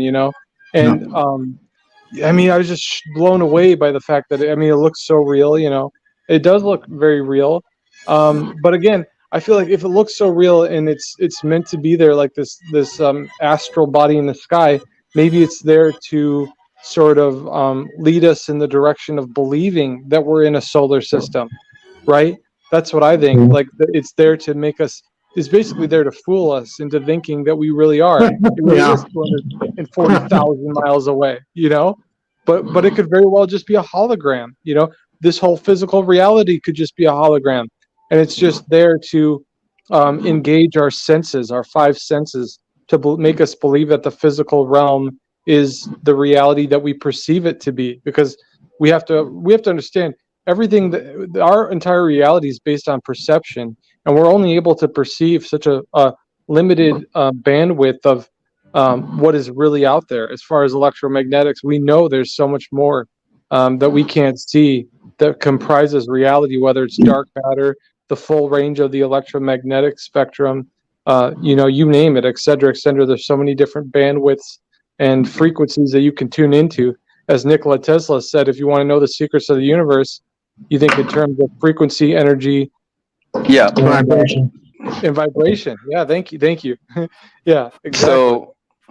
So I mean, this idea of holographic universe, I don't think it's like that difficult to argue against per se. It's what we perceive. It's like the Matrix, right? They talk about what you perceive to be real, right? So I think a lot of people can wrap their mind around that. But this whole kind of fad about this is a simulation universe, right? This is a simulation kind of thing has been kind of propagated, within the flat Earth community and other communities as well.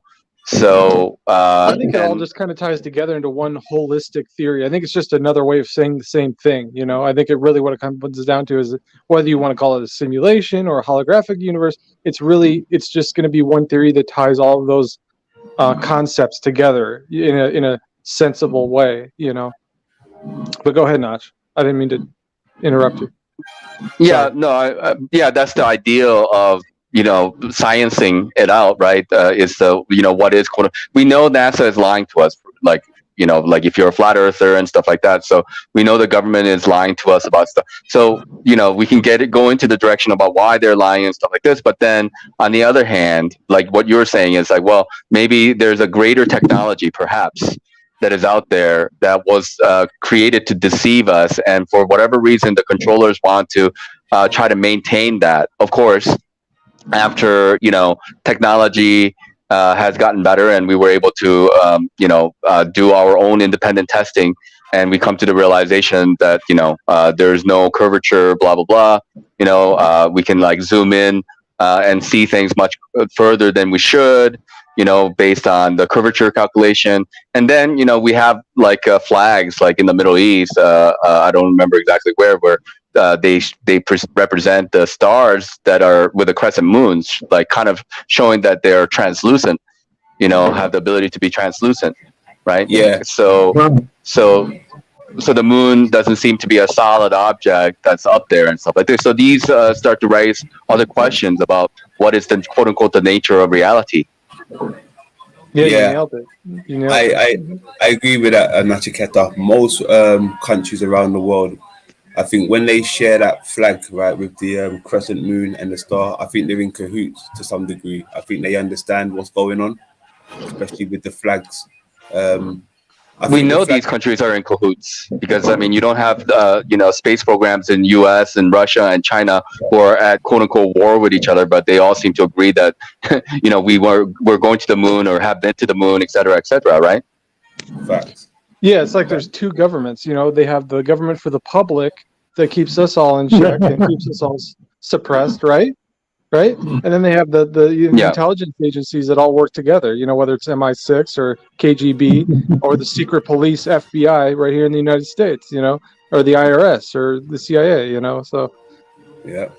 yeah. Hey, one more thing I wanted to bring up about the creation and with the moon and these things as well. I mean, let's not forget, nearly every civilization's had the same creation story about a great beast being our realm that we live in. A great beast. I wonder if anybody's familiar with that stuff. The great Yeah. beast being our realm, and most I've heard you civilizations talk spoke about that. about this. Pardon? I think I've heard you talk about that, like that the world's like a large dragon body or something like that, like a carcass. Yeah. Yeah. Well, check this out, right? Going back to what we just were speaking about with the flags and these things, right? I came across something recently, and it's showing that Europe and China, right, could be the great beast, right? So when I see China with the red dragon, and then I see Europe as the whore of Babylon, as they would say, which is represented as a beast as well, right? It makes me think of how big was this beast, right? Because we have England and Wales that's known as quote unquote a beast as well. So could they have been a part of this great beast that leads from Europe all the way to China? And that's where my research. I don't know about that. Well, okay, you just wait, sit tight, bro. I got some work coming. Okay. I mean, look, I don't disagree that there were titans that exist in this world, and giant trees and flora of some kind, mushrooms, and I do think there is some merit to melted buildings. I'm not sure all mountains are melted buildings, but some could be, right? So I think there are definitely large creatures that have existed that may have been very much beyond our imagination. But I'm not sure about this whole entire Earth being a creature like that in itself, but who knows? Maybe it's possible. I'm gonna, keep that on the back burner until more evidence is, presented. For me, I always I file all that stuff kind of under lost history. I think there's just a lot of lost history that we're just not aware of. And it has a lot of stuff that I think would really open our eyes to, like, wow.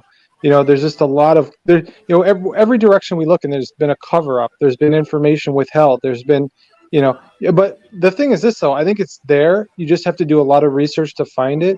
And I think if you research a lot of the stuff, you'll find some very interesting lines of discovery regarding, a lot of the history that's been, I don't want to say kept from us, but it's just Yeah. we're not properly taught our own history. Even just recent history, we're not really taught about a lot of the things. And the people that don't know their history, they don't know where they came from. That's one of the biggest things I feel like preventing people from having a good understanding of what's really going on today is they Well, just yeah. don't know. Yeah. That's why there's like forensic, science, right? Like if there's a murder that happened and the murderer tries to cover it up, and then you try to look for any other clues that you can try to figure out. You try to figure out what happened. So we have people who are very intelligent, and they use logic and whatever technology that is available to them to try to, decipher what has happened in history. Yes, there's probably a lot of information that was lost and a lot of information that's been covered, but there's still a lot more information that's to be uncovered by people who have.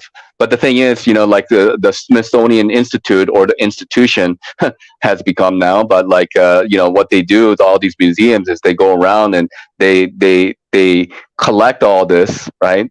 For themselves and for science, but they just pack them up and put them in the back burner, or not the back burner, but like in the backstage storage, and then they just present to people what what they want people to see Yes. to propagate their agenda of quote unquote evolution, and history was exactly the way they want you to understand it, right? So there's cover up like that.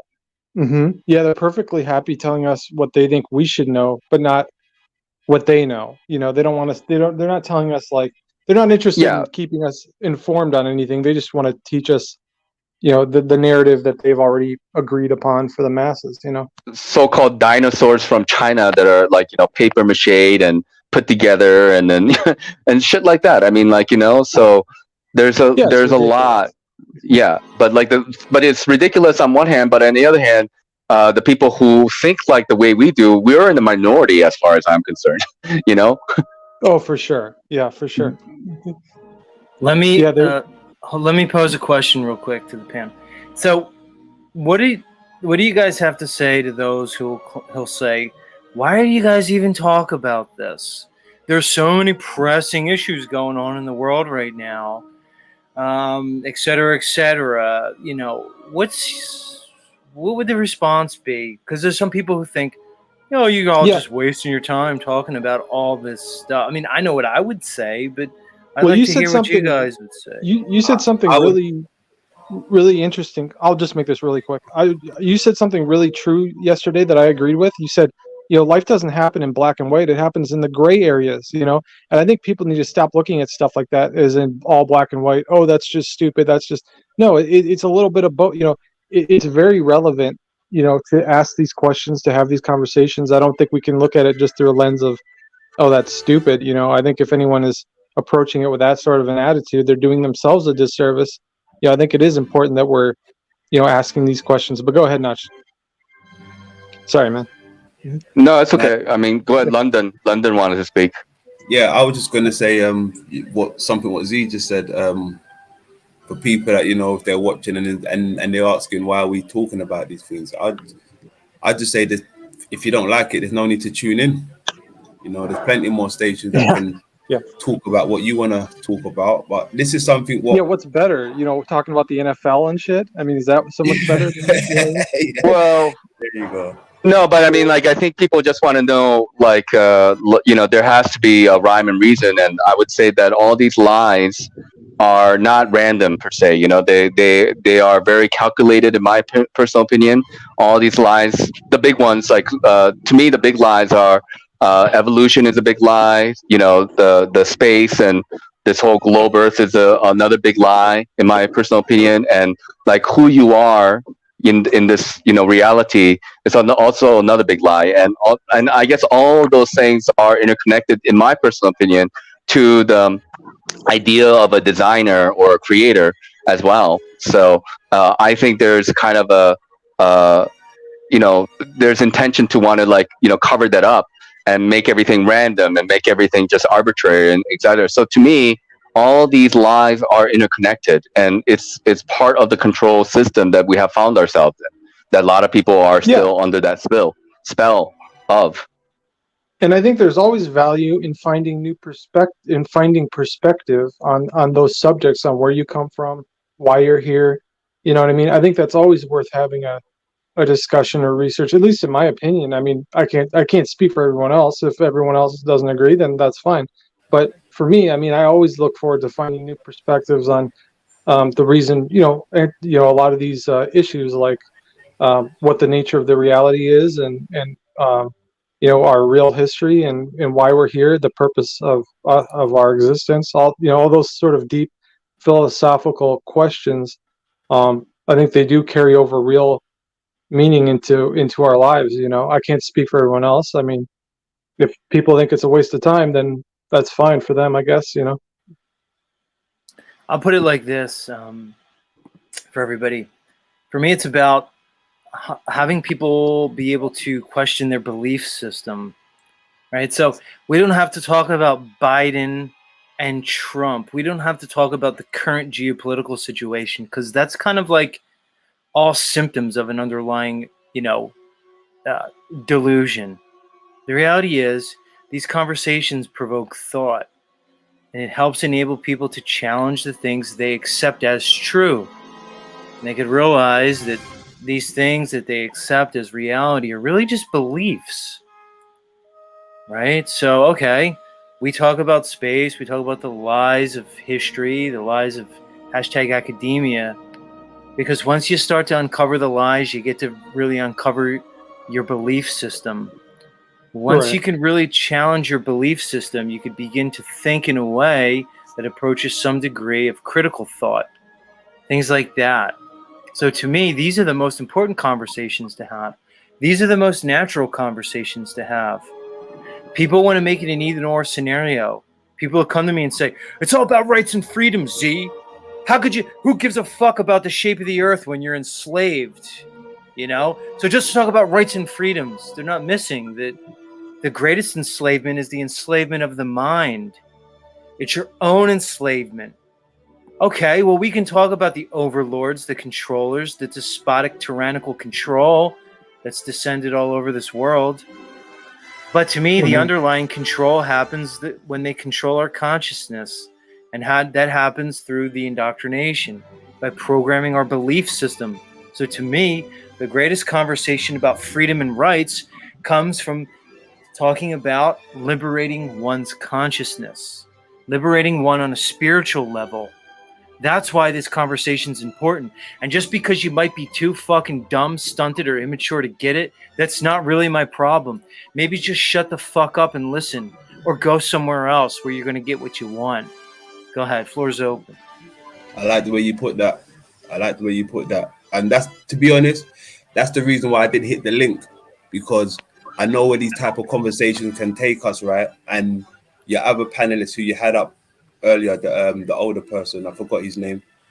I like these type of thought patterns that they present. Here we go. There he is. That's the dude right there. I like these type of conversations. Thanks a lot, the older person. Thanks a lot. Yeah, that's fine. Bob, your name is Bob, right? Bobby, yeah. Bobby, there Bobby. you go. My bad, Bobby. Respect to you, Bobby. Respect to you. Hey, but Z, I wanted to bring something to everyone's attention, right? Because let me put it this way, Z. You know how we've been brought up to say NASA lies to us and NASA deceives us and these things, right? But keeping in mind now, Z, to what I've been saying for a long time about the bird on the moon and the eyes and their head, the skull and everything, right? Why have NASA started to produce stuff of birds on the moon? I'm not sure if you are aware, right? But they reckon there's a parrot with 16 anatomical points on the moon, right? A mackerel parrot, there's an eagle head, right? There's so much different types of gigantic birds on the moon, apparently, bro. And London's been saying this for a long time through my research. Before NASA even told me, right? I was going by research from what, what's the guy's name? Walt Disney, right? Through Walt Disney's projects, I've been looking at Walt Disney's projects, some of the Arabics project. I've been looking at so many stuff, and I come up with my own conclusion that there's a giant bird, or we could be living in a giant bird. And now NASA and these people have come out and said this type of stuff. So how much credibility would you give NASA? Like, would you give them like 50% of what they say is truth, or what, Well, London man? I will go back to what my man Campbell from Autodidactic said, the 80-20 rule, right? A bit of 80-20, they deceive you here and they give you a bit of 20% of the truth there. So I wouldn't say they're outright liars, right? Okay. So they do tell the truth sometimes. Okay, that's good. So how do you discern what they're telling is the truth and what are the lies? Okay. You take what they say, and then you see if the ancients was talking the same stuff, but in a different way. And then you put it together. And you say, Yeah, so cross-referencing, huh? Pretty good. there you Pretty go. good. Cross-references, yes. Cross-referencing.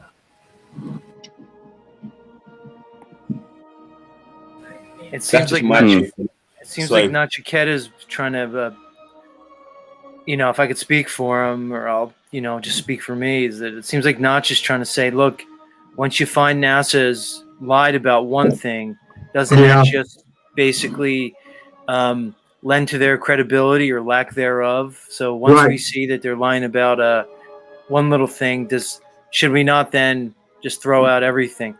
London Man, when you say birds, do you mean like geolithic, these geolithic structures that represent these animals? Like mountains that represent bird shapes and things? Well, this is the thing, Z. I don't know whether it's structures that they've made out of concrete material, building material, or it's just natural organic stuff that's turned into these type of things now. You Yeah. understand? That is where I'm a bit of like, oh, was this made like this, or was it born like this and it's ended up like this? You understand? But going back to what you just said about the lie thing, right? Once they lied to us once, that's There's a lot of background Hold on, noise. who's being so loud? I think it's the old guy. Come on, Anon. Come on, that's some boomer. That's some boomer shit right there. yeah, but we gotta be nice to him. He might be our oldest, our eldest listener that we've come across so far, which is interesting, guys. I find that a lot. It's almost like this whole a woke community, or whatever you want to call this truther community. There seems to be like an age limit to it. You don't see guys past a certain age usually. Most of them will just kind of cling on to the lie. They don't want to let go of the moon landing. They don't want to let go of their greatest generation thing, that prosperity of the 50s, the American dream, the propaganda of patriotism. So kudos to this dude. Like Uncle Rick said, he's got him beat by like 12 or 13 years, you know? So hats off. There seems to be some boomer complacency when it comes to truth. They did go along mostly with the whole medical paradigm of the last 3 years, you know, so there's something to that.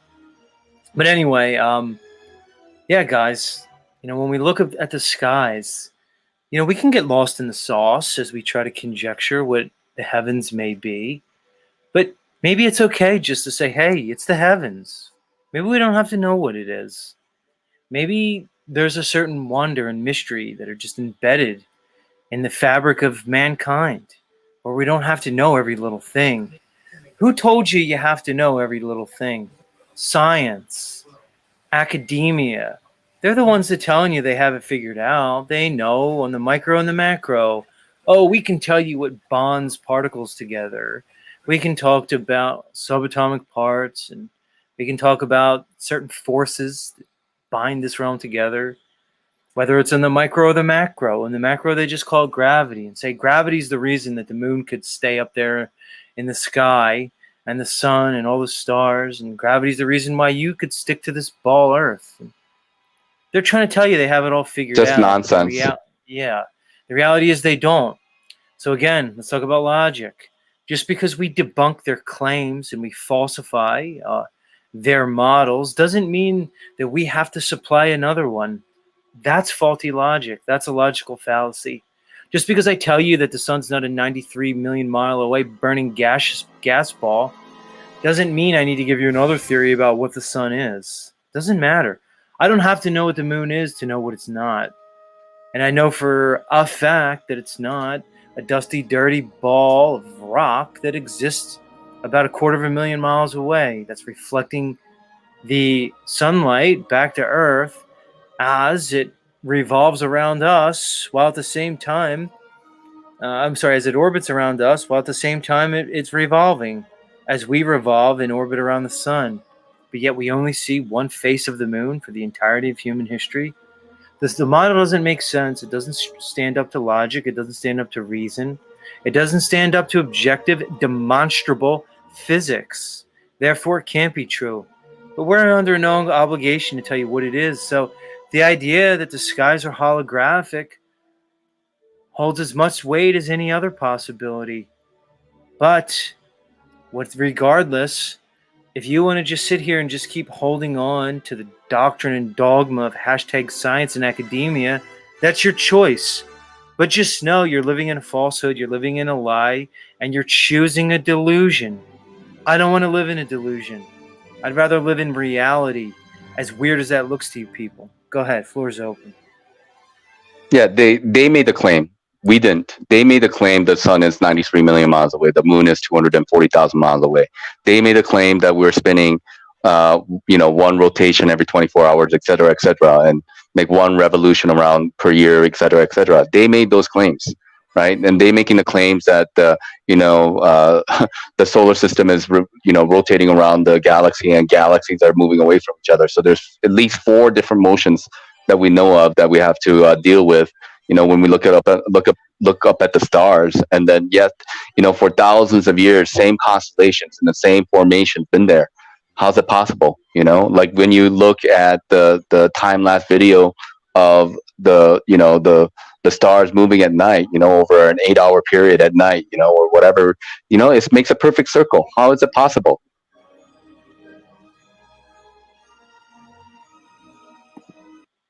Well, it begs the question, Notch, how is it possible if we're moving, especially if we're participating in this axial rotation? You wouldn't see it. Again, the model doesn't exist because the model's impossible.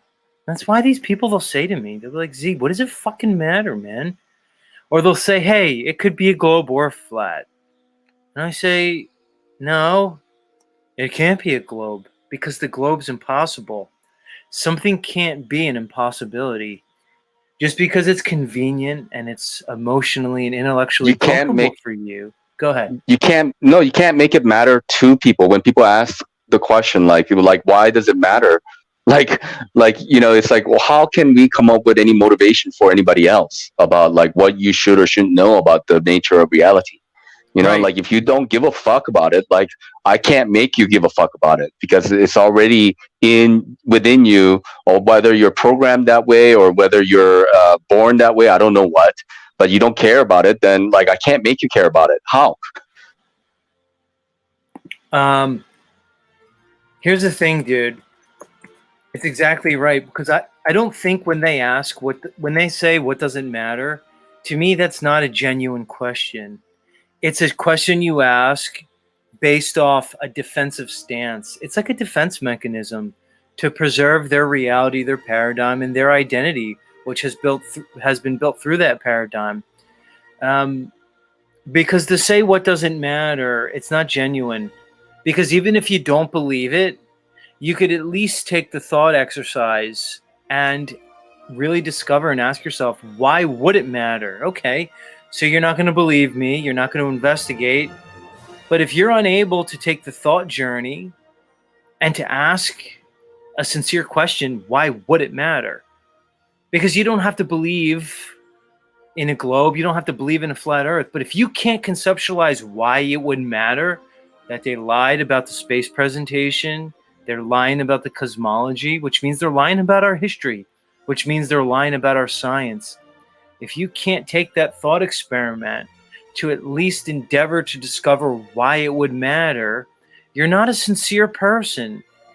You're choosing to live in a fantasy because likely you can't face the magnitude of the lie. Because if you did, you'd have to come to some basic understandings about yourself and your place in this world. When you just ask what doesn't matter, you're asking an insincere question. You're just kind of being like a little immature baby who's trying to preserve your paradigm because you're scared, really. You're fearful. Because you can't handle the truth.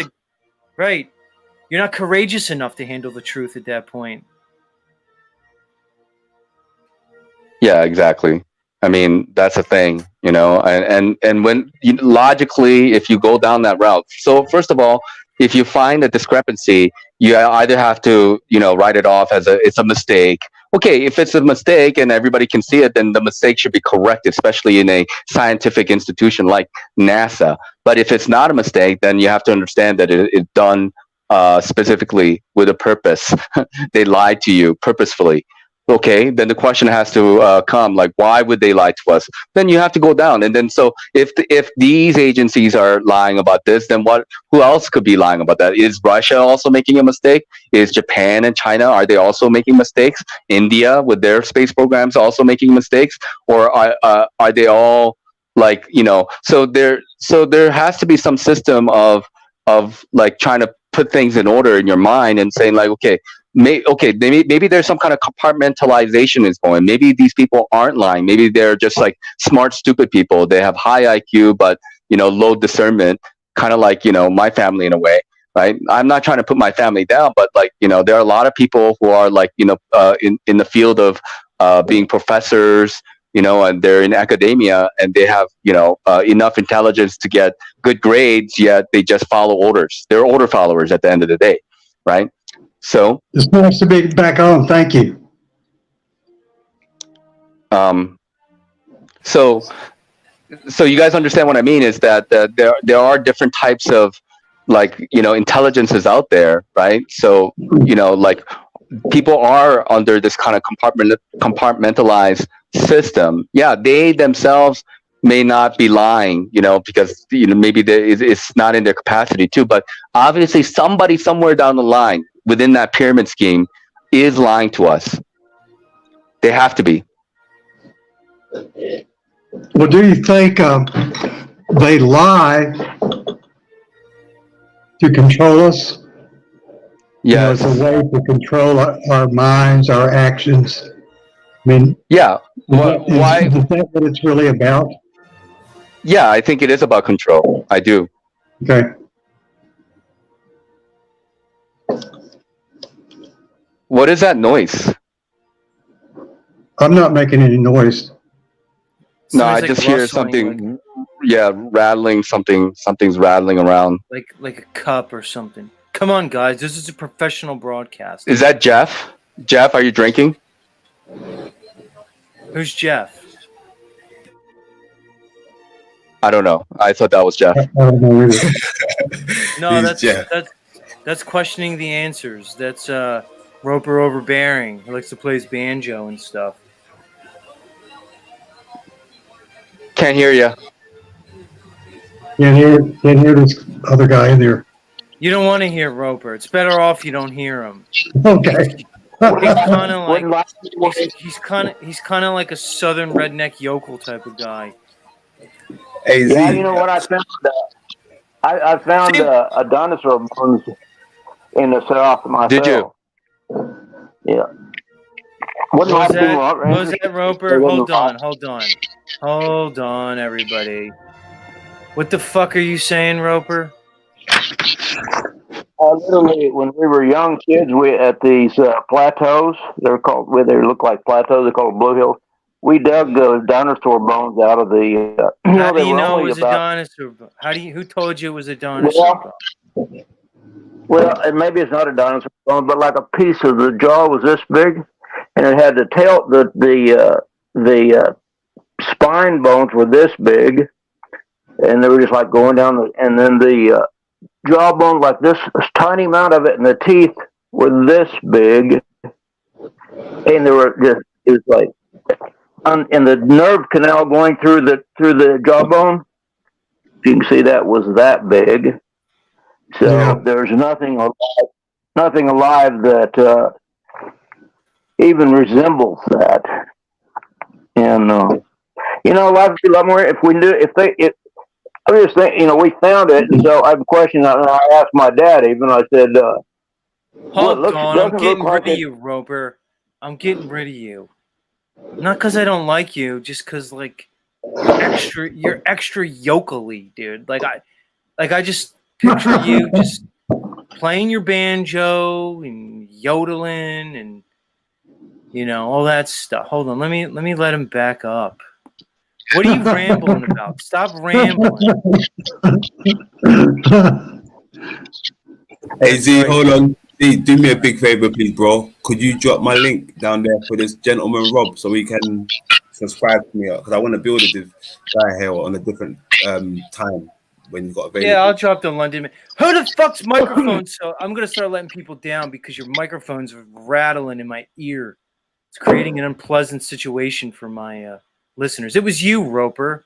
Yeah. Jesus, he's been up here a million times and he still can't get it right. Yeah, he's laughing backstage. Unbelievable. Yeah, just keep him back there, Z. I got a non-producing my show, my eldest listener, dude. How old did you say you are? 75? I'll be 75 in April. And you're still smoking. You haven't given that smoking thing up. Hey, good for you, I guess. Well, I gave it up for 16 years, but fuck, I just missed it so bad I started smoking again. When did you start? Bring us into that process. When did you start back up again? Let me think how many years ago. Oh fuck, probably about 10 years ago. So you stopped for 16 years. What took you over the edge? You must have had a bad day. The shit hit the fan and you said, fuck it, I'm going back. What made you smoke that first cig after 16 years? Oh gee, I can't even remember, but you know, it's not that I needed an excuse to start smoking again because I always loved smoking. It just didn't love me. And finally I got to a point where, you know, I can smoke when I don't really inhale. So what's the point, dude? All right, here's the thing, dude. Sounds like Bill Clinton or something. Yeah, I didn't inhale, you know? Yeah, we're not buying that. Look, I smoked for 6 months and I didn't even smoke. I vaped. That was my only like foray into tobacco and nicotine. And I get it, dude. I can see why it's so addicting, dude. Once I took that first puff of that vape, this was a couple years ago. Vaping's worse.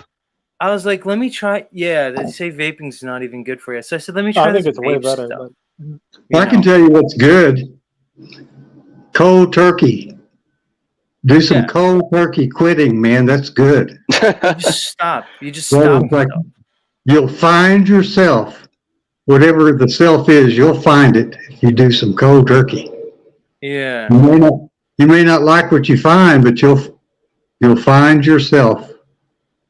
Well, you can only say that if you actually quit cold turkey, right? I mean, you quit for a while and you started again, so you can't. Yeah, I quit for you're not a very years, good. But I didn't taper off or anything. I just quit cold turkey. But you started back up again. Yeah, about 10 years ago. Yeah.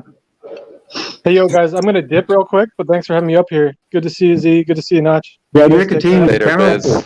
Have a good day. Powerful drug, that nicotine. I think it's a demon or something. Probably a female demon.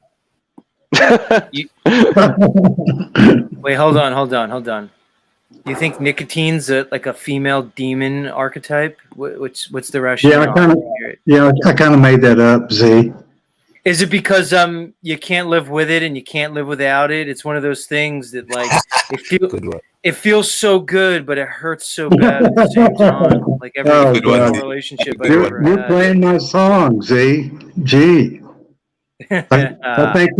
I think you're one of us, but I did try the vaping thing. I have two different vapes with, you know, the little things you put in there and stuff. And golly, man, it really choked me up. I couldn't do that. You know, some people can really inhale deeply on that vaping, and I just, you know, I don't have the lung capacity anymore for that. I mean, yo, what's up, London? So going back to what you said earlier, right? Sorry to cut you as well. Going back to what you go ahead. When you said, you know, these type of conversations, what they bring up, and there's certain conversations about that. Stay away from, and stay away from them. Oh, hold on, London man, your mic's off. Say something again. Your mic went out. Mic check. Why don't you leave and come back real quick? Yeah, I've been having technical issues too, along with other issues. I've been having some issues. Yeah, we know, but you're also an old fuck, so you might not know how to use your tech, you know. You're in Mexico, Bobby? What? Are you in Mexico? I'm in New Mexico. Oh, New Mexico. Okay. Yes, sir. Cool. Yeah, that's pretty nice. Hold on, let's the London man back up. London, what's going on? Mic check. Go ahead, dude. Thank you. I don't see him.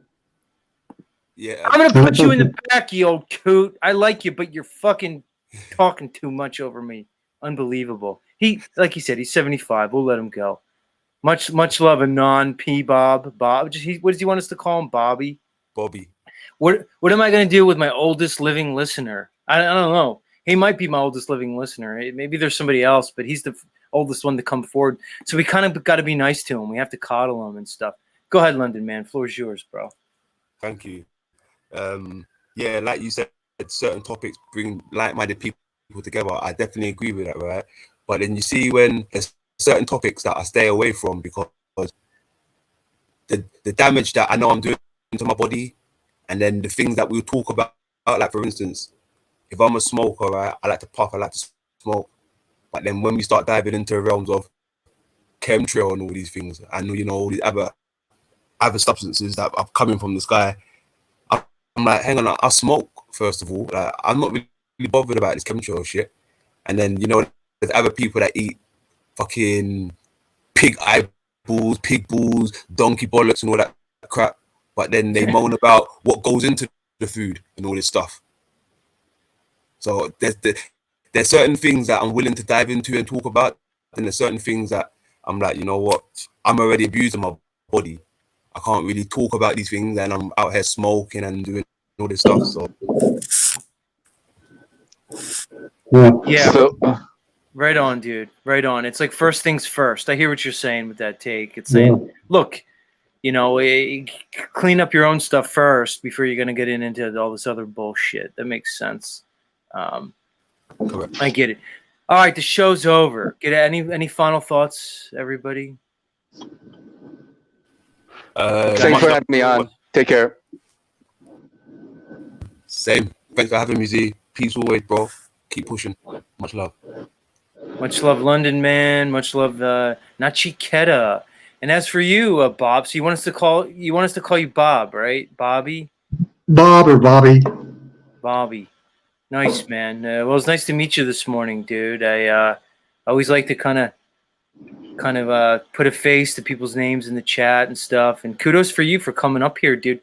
There's so many people who are in my chat, dude, who they don't ever want to come up. Like, they'll come here every morning and they'll just dogmatically disagree with almost everything I say. But they'll never come. Yeah, dude. But they'll never come up here and just talk about it. I have an open panel.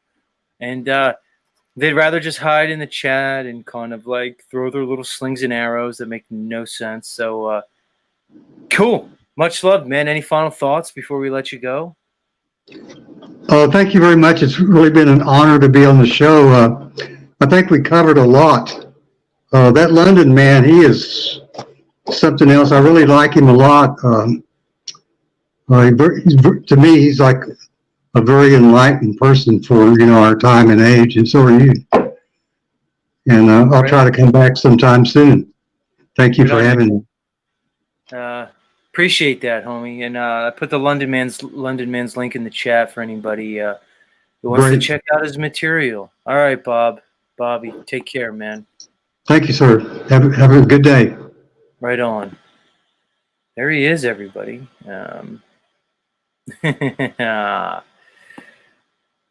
Yeah, James from Grounded Abstracts says, Nachiketa blew my mind today. He's blowing a gravy shrapnel everywhere. You know it, you know. We go there here.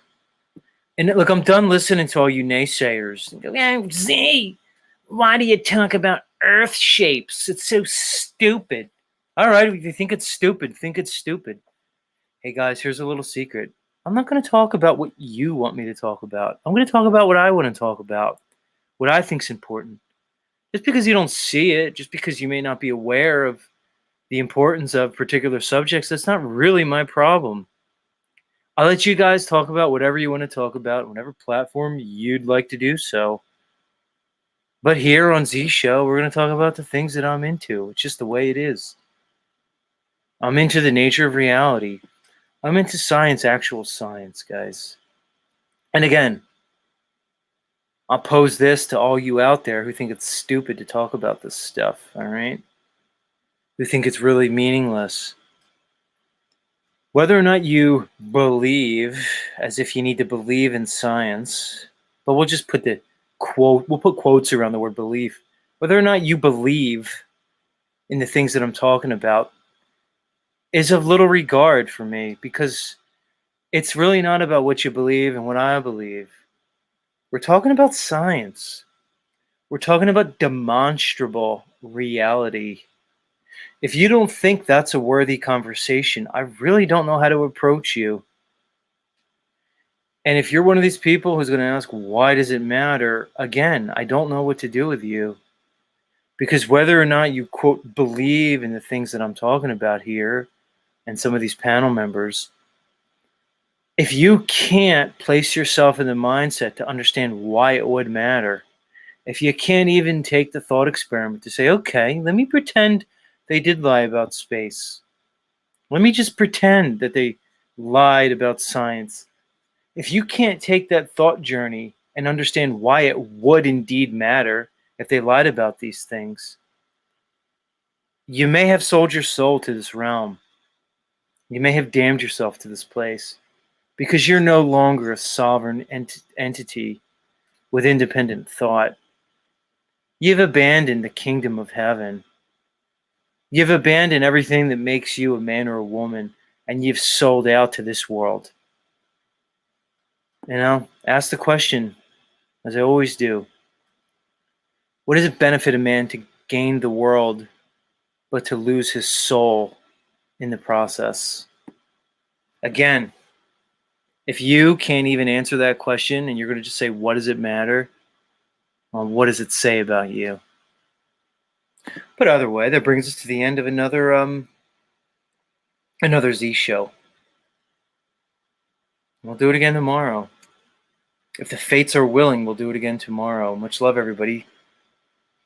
6 to 9 a.m. Eastern Standard Time each weekday morning.